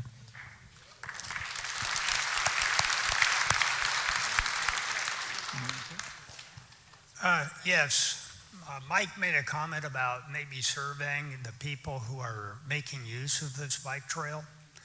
And I thought I would make the comment that I used to be a daily runner on this bike trail. Haven't given up running, but I gave up running on the bike trail because of all the construction due to the fire, and planned to come back. But when I use that bike trail every day, I passed tons of people on that bike trail. A lot of women walking their dogs, groups of ladies walking their dogs, other runners, bikers, high school kids. And I would suspect that if you went out there now, you would only see a fraction, because of what's happened to our town, of the people that I used to pass on that trail and that I hope to pass in the future as we build back our town. And I almost feel as though we have been taken advantage of at our weakest moment, when what we go out there and look at is not what Paradise will be tomorrow. Thank you, sir. Appreciate that. So we've heard a lot about the bike trail, and we think the bike trail is really an important element here, given this individual's prior criminal history and what he's done, and its proximity to a bike trail, and the fact that so many people, especially people who fall within the demographic of this particular individual's victims, use that. So if I think we understand that. If you are a user of the bike trail and you fall within that demographic, I'd ask that you go over and identify yourself to the investigator so that we can do that.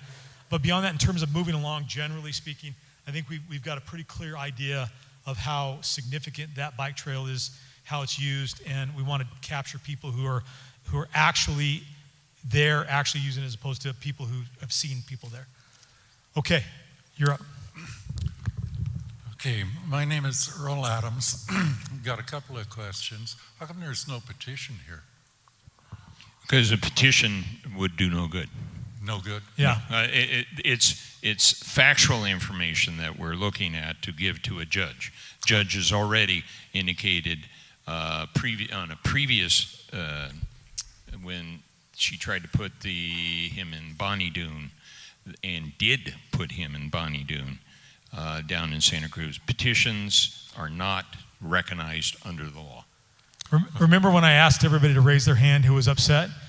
Same effect. That's why we need the actual factual information to make the arguments. So if we went home and wrote a note and handed it to Eric, it wouldn't do any good? You probably wouldn't be able to actually hand it to her. Well, I know where he works. Really? And the other thing, Eric, how much time and effort can you put into protecting this individual from these people? The man.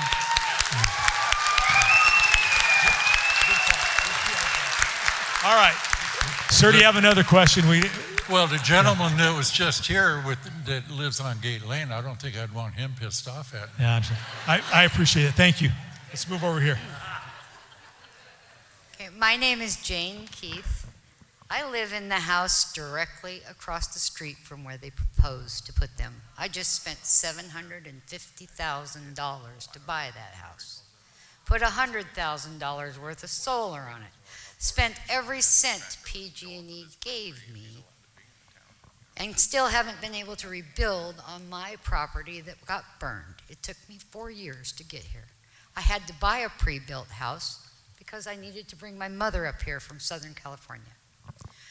I do child care for my 6-year-old grandson in that house. Now, I have got the precedence that I've done this. This is my 2nd year. Last year I had to drive 75 miles each day to pick him up and come back. Now I have a house close by the school that I can watch him in.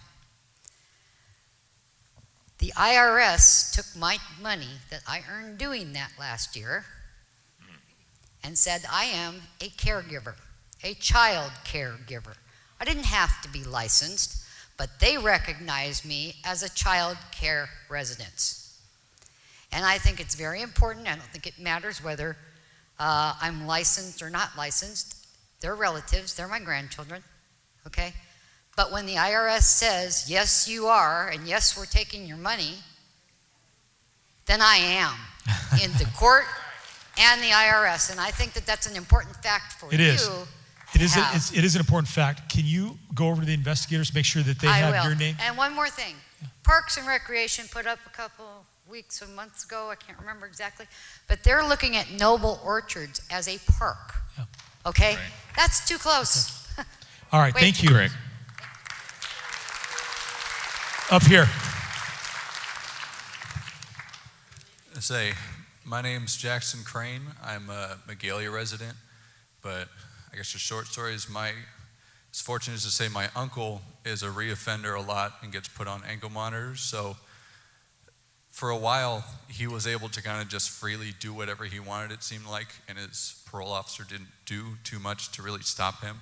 So what freedoms is Mr. Cheek allowed to have? Like, do we have an idea of how far off his property he's allowed to leave?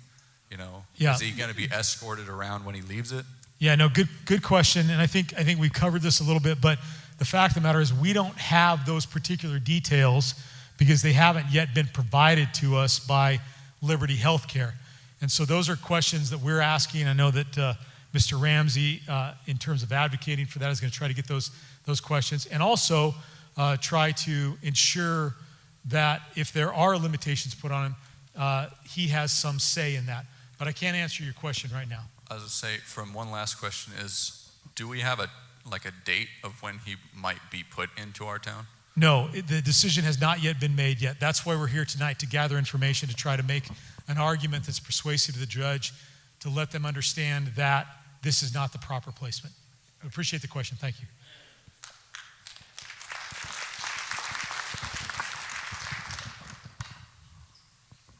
Hi, my name is Crystal. Whoa, that's loud. My name is Crystal Gosa. I'm from Paradise, live in Paradise. I've been up here pretty much most of my life since '89. And one question that I do have, his age is a factor to me. He's 71 years old. Don't you think that's an accountability that he really doesn't care if he did do something because of his age? So 71 years old, I mean, think about it. What does he have to lose?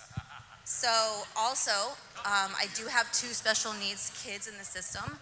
They go to Paradise Ridge Elementary, My youngest is in the SCC class, and when I drop him off, the side gates is open from 8 to 8:20. Anyone can go in there. Usually, I kind of stay and hang around, but basically at that time, it's available for anyone to go in. So maybe we have to kind of monitor that more. He is 1.5 miles away, 30 minutes away, that's nothing. So that's my statement, and hopefully we look into that. Thank you. Thank you. Appreciate that. My name is Julie Crandall. I'm a resident of Paradise. I'm also the principal superintendent of Home Tech Charter. We're an independent study school, so we have a lot of kids in Paradise that are not in school all the time, and I think it needs to be taken into consideration if we have students that are working on schoolwork at home that may be in the area, and we can definitely get you that information. The other piece is we have a community service class as part of our attempt to help the community, and they're frequently out in the community, and it's a concern that they might come across this. The last piece, and I don't mean to beat a dead horse, but we're starting a cross-country team, and we have no outside facilities other than the Memorial Bike Trail from which to practice. Thank you. Thank you. You knew that was coming. Go ahead. Good evening. My name is Maureen Weisner. My family and I moved to Paradise in 2003. We were displaced by the Camp Fire in 2018. We currently live in Chico.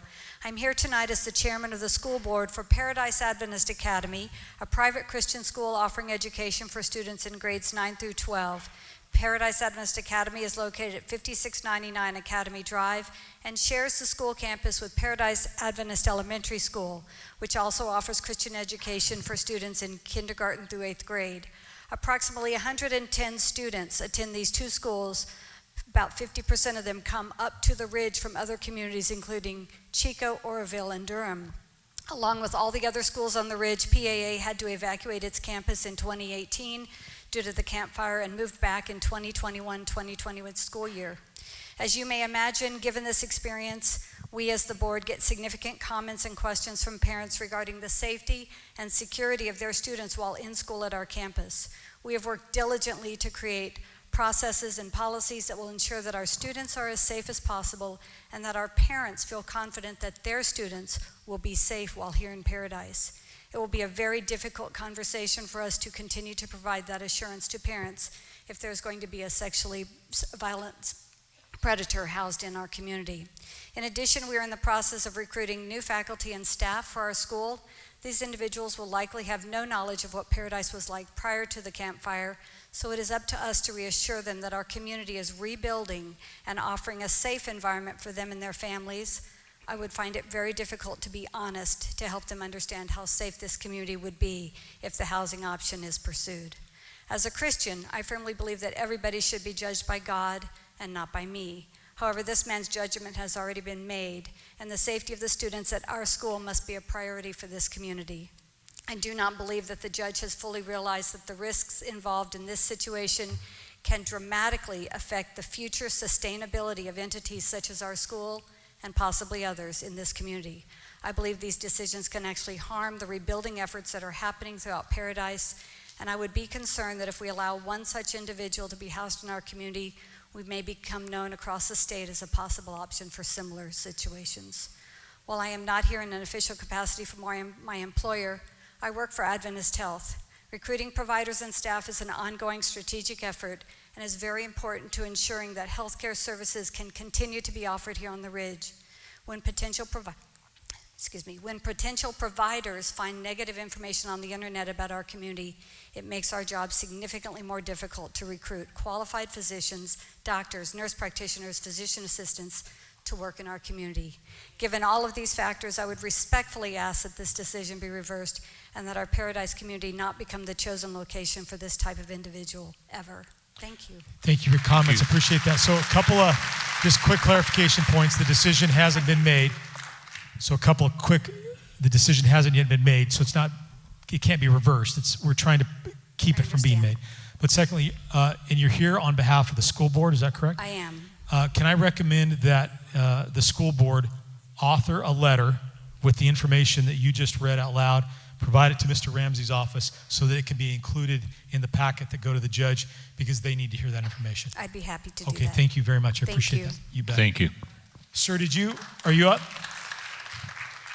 Yeah, Tim Taylor, the former county superintendent of Butte. I drove thought up that to was you. Sacramento. Hey, Corey, good to see you.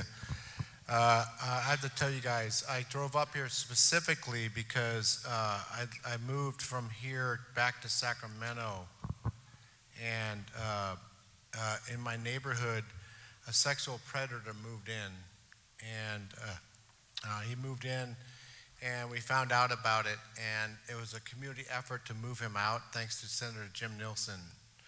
So I think collectively, you guys have to stick together and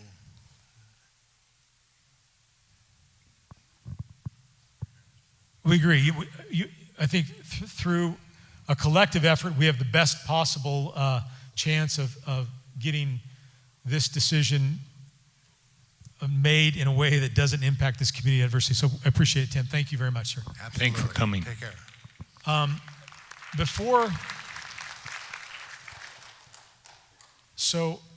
want to ask, is there anybody here? Is there anybody here affiliated with Ridgeview High School and know about some property? Does the school district still own the property near Gate Lane? Does anybody here? Oh, I believe Tom Taylor, here he is. okay. Perfect. Tom, do you know? So real quick, Tom, listen to this question, okay? The prior location for Ridgeview High School is just up the road from Gate Lane. Is that true? Correct. Okay. Does the school district still own that property? Yes, we do. And are there any plans to use that property for school-related purposes or structures again? Yes, currently we are actually working with Paradise Little League, and they are going to be using that location for practices and Okay. fields. And then we have a plan also that we're pursuing of putting in a FFA farm there, which we will have animals and our kids will be coming to on a regular basis. So let me make sure I understand. You own some property that you're going to use for an FFA farm that is how close to Gate Lane? How close to this property, you know? Gosh, I would say it's from Gate Lane going up And when half a mile.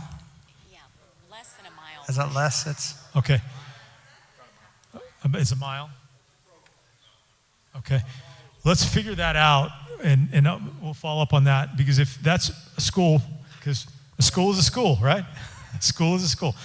So we'll track that down, okay? Thank you, sir. Appreciate that. Okay.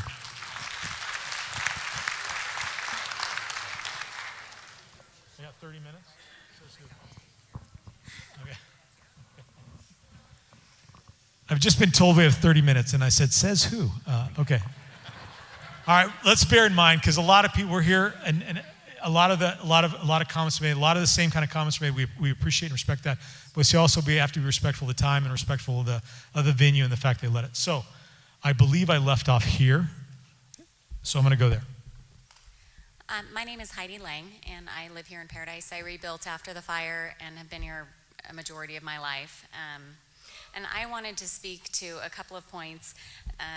Primarily, my cousin Carol and her husband Don live at 1569 Gate Lane, which is 229 feet from this proposed location.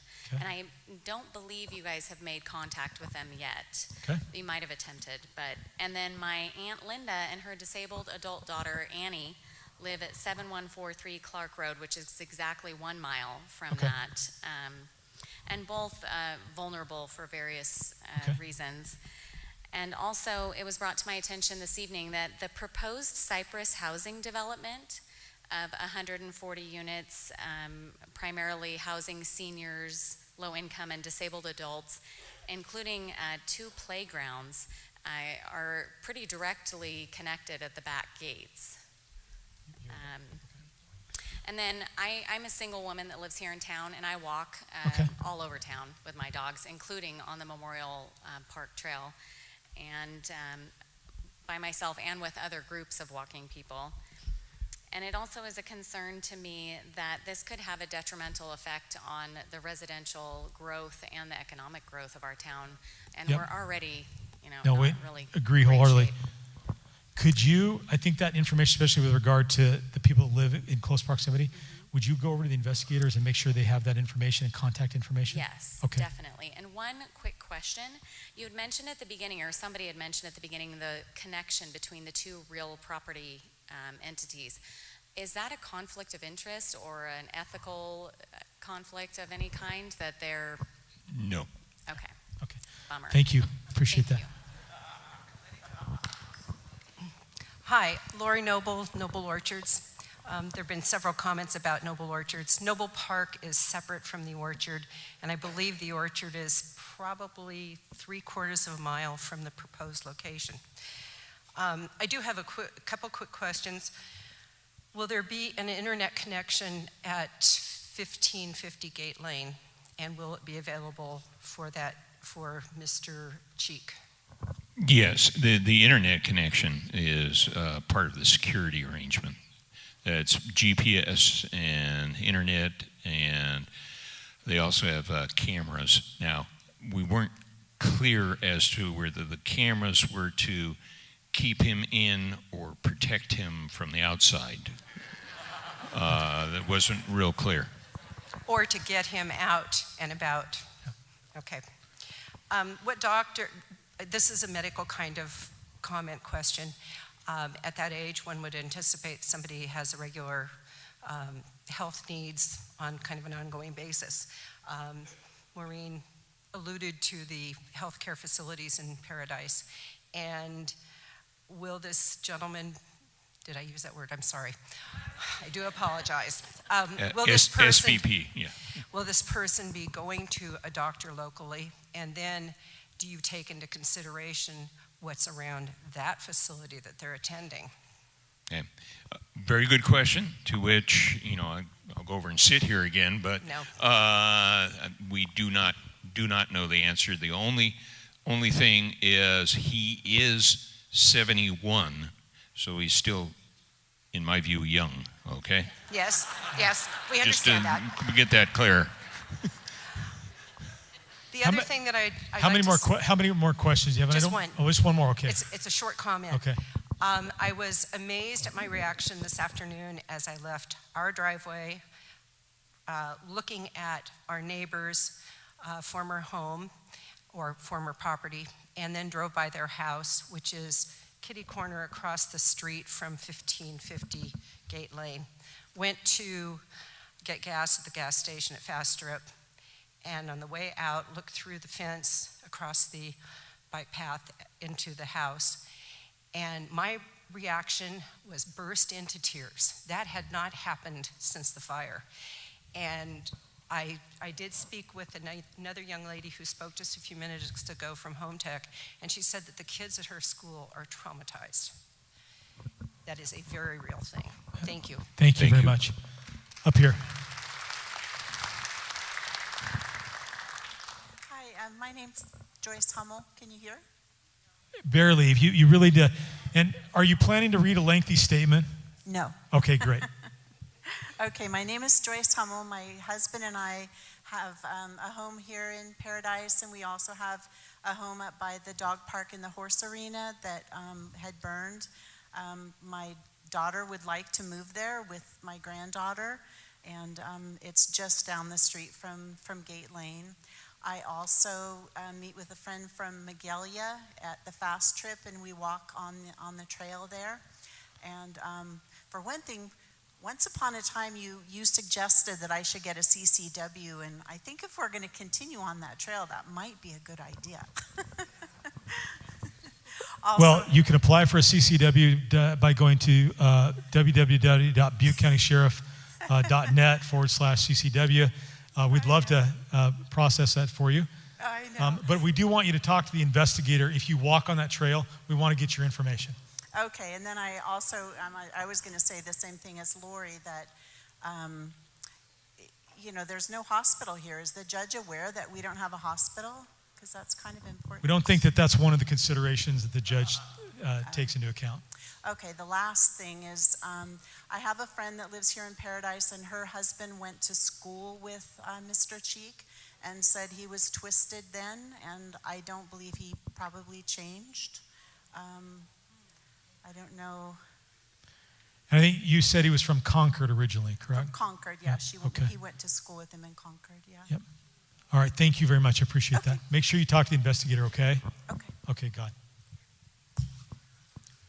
So I'm Steve Crowder, Paradise resident, also Paradise Town Council.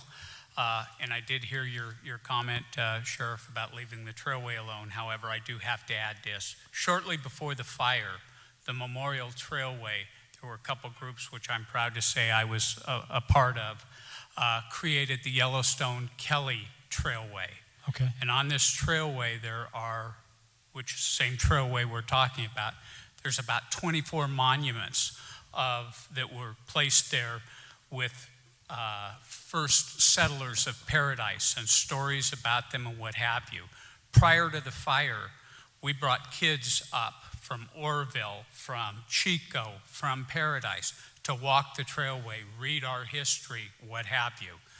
Since the fire, I'm not so sure that we've done that, okay. But it will be done again in the future. So that's going to be a big attraction for kids, and that's something that needs to be taken. Yeah, I think, can you make sure that the investigators have that information, because that's probative as well. Thank you, sir. Appreciate that. Good. Come on over here. Hi, my name is Tanya. I am a single mom. I moved here to this community specifically. My family's been here for about 25 years. I moved here to raise my kids into a safe community that I knew my kids can go out and about. I personally have a 15-year-old daughter, and I live in Old Magalia. Her and her friends, specifically girls, are consistently walking down to that waterfall. They go to Fastrip consistently all the time, unattended, handful of girls. So I do think that is a huge concern. Plus the Old Magalia church is there as well. Aside from that, I do have a question as far as you said that there was another SVP in the pipeline to coming to Butte County.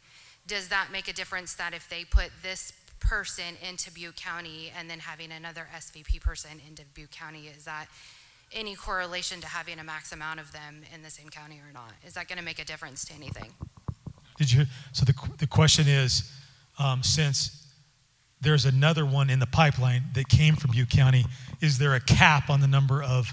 No. Well, not so much a cap, but I mean, so the law is supposed Should it to be considered that? It should be considered, I mean, with the act that was passed saying that there has to be some type of connection, since there's already an SVP person out there with a connection to Butte County, and I don't want to say he gets dibs, God forbid, but I mean, would that not be put into consideration that there's already somebody who could possibly be put here who has correlation to this county?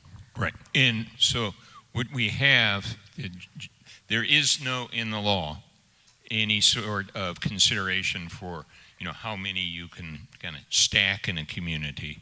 One of the things that my office was talking about, because we have been in communication with other counties, other county DAs, that there may be some pressure to move some of the placements kind of further north, because there's been a concentration down south, particularly San Bernardino County.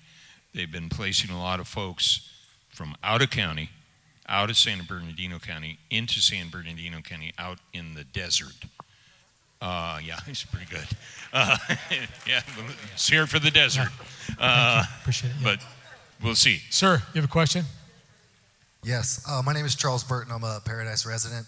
I hear you saying that if 1550 Gate does not work out, will there be other options for Cisco Realty to be renting him? Will that be looked at in Paradise? There are other properties yes, that they so if have this one in Paradise. Does not go through, will Cisco Realty be putting up another property for them to be looking at? Is this the first time we're going to have to get an address out of the way, and are we going to have to go down this road many times? If they are a willing seller, yes. And keep in mind, this is the second time that we've dealt with this particular guy here in Butte County, where they were trying to place him in another location in the county.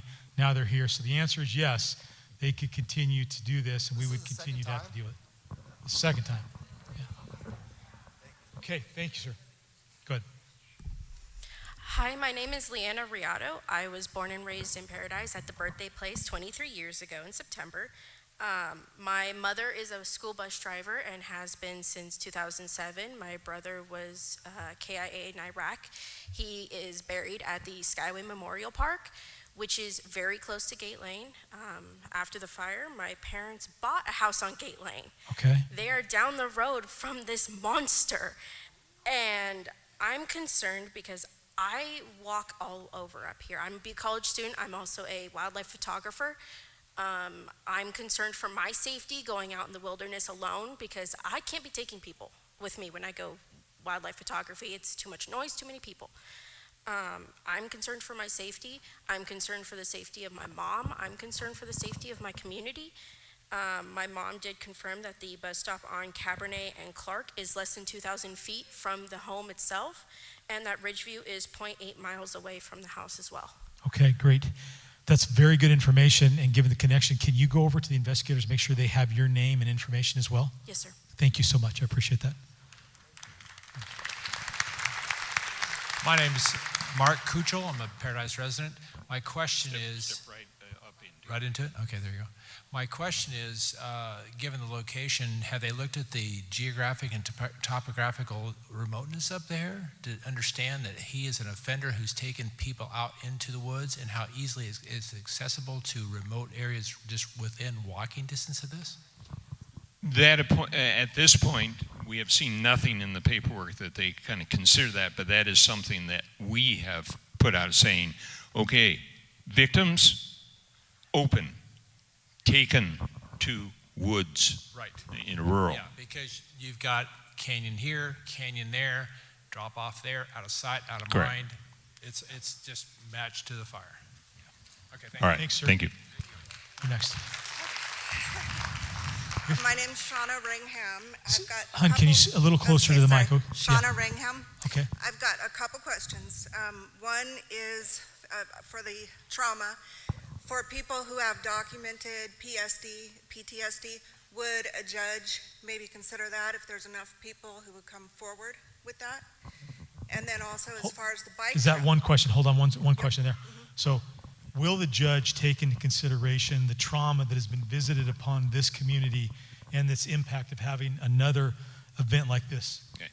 That is, again, not in the law, but it is certainly something that we've considered we've already planned to argue, is because PTSD is real in Right. Paradise. And would documented cases help if Correct. people were to come forward? And your second question? Second question, as far as the bike trail, you keep sending people over. I might have missed something you said while I was in line, but you keep sending people over there when they talk about walking on the bike trail. How important is it for us to fill out these surveys? And if walking on the bike trail, where should we walk and when should we walk if we're to be seen and counted? So we do think it's very important that you fill this out or you give your name over to the investigator. It's one thing to go tell the judge, hey, 100 people use this bike trail every week. It's another thing when the judge says, this person uses this bike trail on a regular basis. So that's why that's important, okay? So we can't do a petition, but to show the judge how many of us are in those ways. What we're doing is doing declarations. The investigators over here say, I talked to this person, this person, this person, and says, yes, they walk that specific trail right behind this guy's. How can more of us do these declarations? Do we all need to go talk to them? If you walk on the trail, yes. Yeah, We if need you to are actually talk walking to them? behind that We can't trail. do something in writing. I mean, you could submit it online if you wanted to, but it's easier to just go and talk to those guys. Okay. They probably don't think it's easier, but I do. Yeah. Or submit it online because Yeah, the that's fine. judge is Submit gonna it. see We that, are right? asking for Right. submissions online are a little easier for us. So if you know somebody who's not here that does walk on the trail, ask them to submit it online. So that's very important. It is. That survey. Yeah, okay, good. Thank you. Thank you very much. Hello. Sheriff, Mr. Ramsey, Liza Whitmore, 1772 Honeysuckle Lane, lived there since 1956. The bike trail was the path next to the railroad tracks for many, many years. I walk the trail almost daily, so I will go ahead and give my information to them. In my jobs with Caltrans and the Department of Water Resources, my hours were very much variable. Fastrip was always, since it was established decades ago, the place where you would stop and get gas and grab a soda before you were going out or after you were coming home late. People have talked about children with trauma, people with trauma, but particularly teenagers. One of the things that struck me was that both of the victims of this individual were teenagers. We would like to be able to think that all of our teenagers are good, they stay home, they do what they're told, and so on. But as a social worker for many years, I also know that there's a whole lot of teenagers out there from dysfunctional families who are processing their trauma and who may not be on the right path and perhaps would be hanging out at Fastrip, as you've already heard a whole number of people talk about. This is a real central location from Magalia and Upper Paradise. And this is well within that 2,000-foot zone. So those vulnerable teenagers are the ones that struck me when I'd heard about this location. So I really would like that perhaps to also be a factor in the considerations. Thank you so much. I appreciate that. Sir. John Remalia. I was a resident of Paradise pre-fire, and I'm rebuilding now. The one question that I had, what do we know about these two real estate companies that are involved? Do we know anything that you can say? I understand it's kind of touchy. I do know that one house fell out of escrow because of it, but.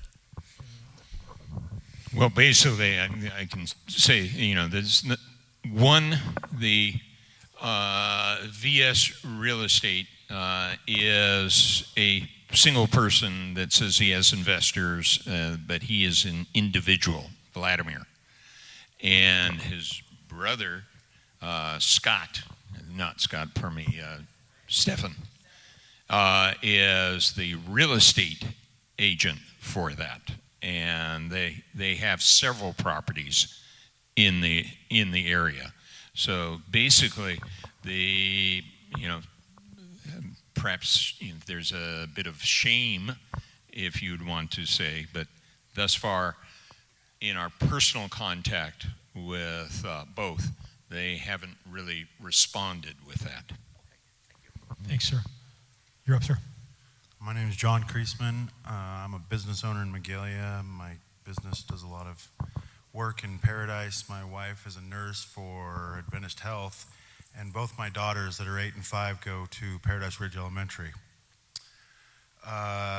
Most mornings they stop at Fastrip on their way to school and travel through Gate Lane to get onto Pence. My daughters spend a lot of time riding bicycles on the trail. We do family walks. My issue with this is how close to home this is. The Sheriff's Department, you were just at, a guy right down the street on Coulter Way where I live that hid himself in the attic. I was 5 doors down from that. I live on the canyon side right there. Those kids sometimes walked in my backyard.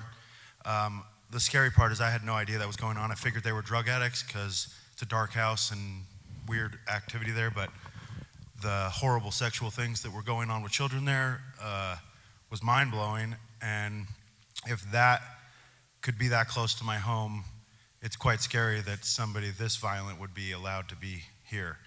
One question I have is, you said you wouldn't give him a car, but would he, if he got comfortable and was allowed out, would he be given a bicycle? You could get to any of the schools on the bike trail within 5 to 10 minutes on a bicycle. Yeah, Okay. I don't think we don't know the answer, but yeah. let's be candid. It's not hard to acquire a bicycle, right? Yeah. So I mean, chances are pretty good that at the very least he could acquire a bicycle.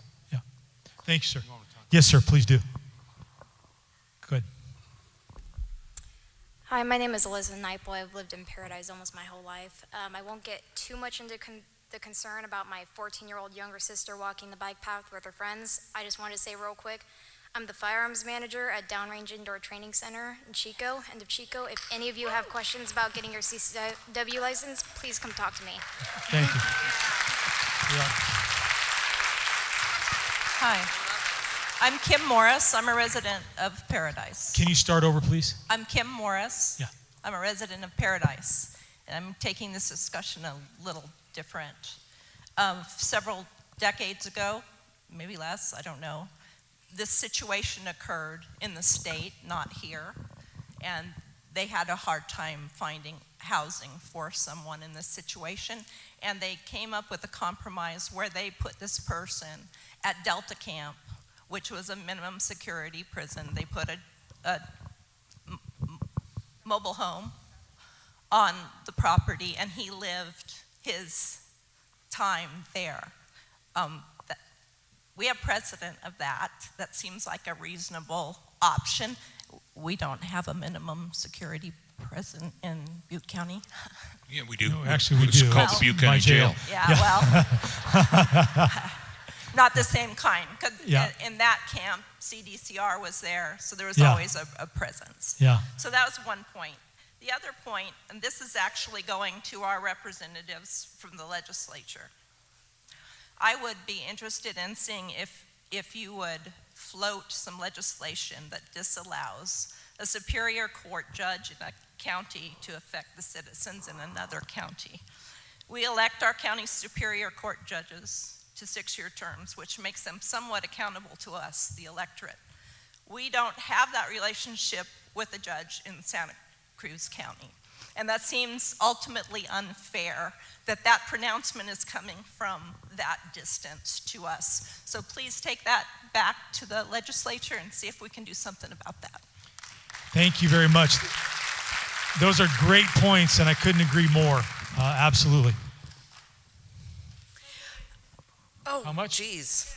10 minutes. Man. First of all, I want to say that, I'm sorry, my name is Karen Riado, and I am my blue daughter, her hair. Yeah. Well, she's my daughter, and Okay. I'm very proud of her because she took a lot of guts to come up here. Sure. First of all, you guys are overworked. For the Paradise Police, we realize you guys do what you do with what you can. I know that Corey has been stretched thin throughout the whole entire Butte County, so that's not fair to dump it on him. But there are 3 or 4 bus stops along Clark Road, 3 on Pence Road, and I've got all the mileages that you can Google dot it from his house at 1550 Gate Lane to anywhere in Butte County. And believe it or not, from here, from Neal Road to Sterling is only 18.4 miles. We're not big. They think we're big. We're not, except for us people here. Yeah. So, and I'm on Gate Lane. We don't need this. We don't want it. We're suffered enough. I suggest we put it in that guy's front yard. All right, thank you. Thank you. Appreciate that. Okay. We're less than 10 minutes, and I want to make sure that, so you're up next. My name's Lacey Kenyon. I've lived here in Magalia and Paradise over 40 years. And earlier, Mrs. Noble had asked if he has internet there. And the answer was yes. And my question is because of his restrictions, he might change his modus operandi, and instead of going to beaches or rivers to find his victims, he might change that to social media. So my question is the computer, does he get a computer at his house? The computer would be subject to search. Oh, it would? Yes. It's going to be monitored regularly? Yes. Okay, so he would not be able to use social media to find his victims? It's one of the things that Liberty Health indicated that would be a condition that would be monitored. Oh, okay, thank you so much. Thank you. Sir. Very quickly. Jim Carr, longtime Paradise resident and business owner. That 40 yards you talked about behind his house to the bike path is my property.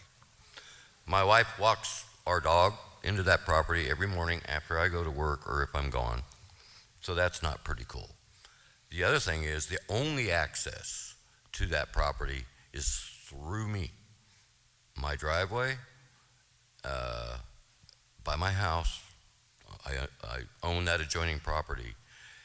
Kind of a double-edged sword here. I know how Paradise people can be. It's going to be either he's going to come over and go over to the bike path or out my driveway, or somebody's going to come in my driveway and want to take care of him. Okay? So we have two concerns there. Yeah, I appreciate that. Go over to the investigators and make sure they have your name so we... Well, I want to mention that I want to appreciate the DA's office. They had investigators in my yard last week when this thing first started. I really thought that was great. Awesome. Okay? But I will go talk to them and Thank you, sir. explain that. Appreciate Okay, that, thank yeah. you. I'm going to go here, and folks, I'm sorry, but that's it. We're going to cut it off. No, I'm going to, right? With the people that I understand that. I get that right there. But I can't have anybody else coming up because I'm out of time. So go right ahead, sir. My name's Danny Meldrum, resident of Paradise. I just want to bring up a talking point. The way the world works now is, we're all these talking points of what's nearby, what can he get to. But, I mean, we have DoorDash, we have Uber, we have all these things where people come to us now. Yeah. So we have teenage pizza deliverers up here. How do we protect them from a predator that he's calling to his house now? And I just wanted to bring up that talking point. That's a good point. Appreciate that, sir. Thank you. Go ahead. Hi, my name is Jacob Brownlee. I was born and raised in Paradise. I live in Magalia now. I have a 6-year-old daughter and a 9-year-old son. The mother of my children walk often on that trail. Okay. And they play, recreate in Paradise. My children go to school right down the road from where this location's at on Pence. In addition to Little Pearl, there's also many swimming holes along the west branch of the Feather River off of Dean Road, which is also nearby within 20 minutes walking distance. And near above that, there's the Head Dam hiking trail, which many women and children are oftentimes unaccompanied walking along there. So just another piece of information that hope to... Yeah, would you go over to the investigators and give your name and information so that we can get the information with regard to your children walking in there? Thank you, sir. Appreciate that. Last person. Thank you for one more. My name is Becky Rogers. I live here in Paradise. My husband and I are business owners, and as we're wrapping all of this up, it occurs to me that this judge is under no obligation to take into consideration how we feel. Yeah. So legally standpoint, black and white, where are we actually at this moment? Where we're at right this moment, right. We'll just kind of we are wrapped up. Okay, go ahead. Yeah. Question from There's one there. last question over there. Okay. Yeah. Thank you. My name's Adam Detro. I was born and raised in Paradise. I have a question. Is this gentleman under the jurisdiction of the California Department of Corrections, and will he be on parole? No. No, he has gone out of the state prison into the state hospital. He's under the jurisdiction of the Department of State Hospitals. Okay, so you want to address, I got one thing. Oh, you have some there. Well, okay. That's just a closing comment. Do you want to speak to what she asked? The lady asked, where are we at with this? Okay. Yeah. And that's kind of the wrap up in this. Where we're at is we're going to collect all of the information. Folks have been over here that the Eric, my investigators have been out gathering in the community and distill that down into a number of declarations and written reports to give to the judge that is going to make a decision on March 6th. We have to have that before the judge and have it to the judge by February 24th. So there's going to be a lot of work between now and then. We very much appreciate you being here tonight, you helping your local law enforcement make sure that this doesn't happen, let's put it that way. And and I very much appreciate the fact that we were able to come out and kind of tell you where this was, tell you finally why Eric's folks, and particularly my folks, as was indicated last week, started asking people on the trail, hi, you on this trail much? What are you doing on the trail? How old are you? That wasn't creepy at all, was it? No. And the folks were whoa, because we could not say at that point what we were doing or why we were asking. And at the end, these were plainclothes investigators. And at the end, they finally, would say, well, thank you very much. Here's who I am, and gave a card. And my front desk blew up with, who's this John blank person? Is he real? Of course, then the clerical wanted to say, who? Never heard of him. But thank you for your attention and your help in letting us represent you before another judge. Let's put it that way. And to follow up, because that's a great point, March 6th is the date of the hearing, correct? And so it is very important that if you have a comment, if you have information that's relevant, if you haven't already talked to an investigator, hit your phone, click on that QR code, fill out the information, because all of these comments are going to be attached to the motion that Mr. Ramsey and his staff are going to be arguing before the judge. So it's vitally important that you do that. February 24th is our deadline. So we need that February 24th. I know it's late. Go home, fill out your statement, or do it first thing in the morning, but we got to get this done, okay? All right. So real quick, folks, I just want to say thank you. Tonight was a good representation of what Paradise is all about. We come together when we need to. Make no mistake, we've been working very hard behind the scenes, and as soon as we could make this public, we did. You saw it on social media. We're here tonight. So we're here to work for you, and we're going to do the best we can.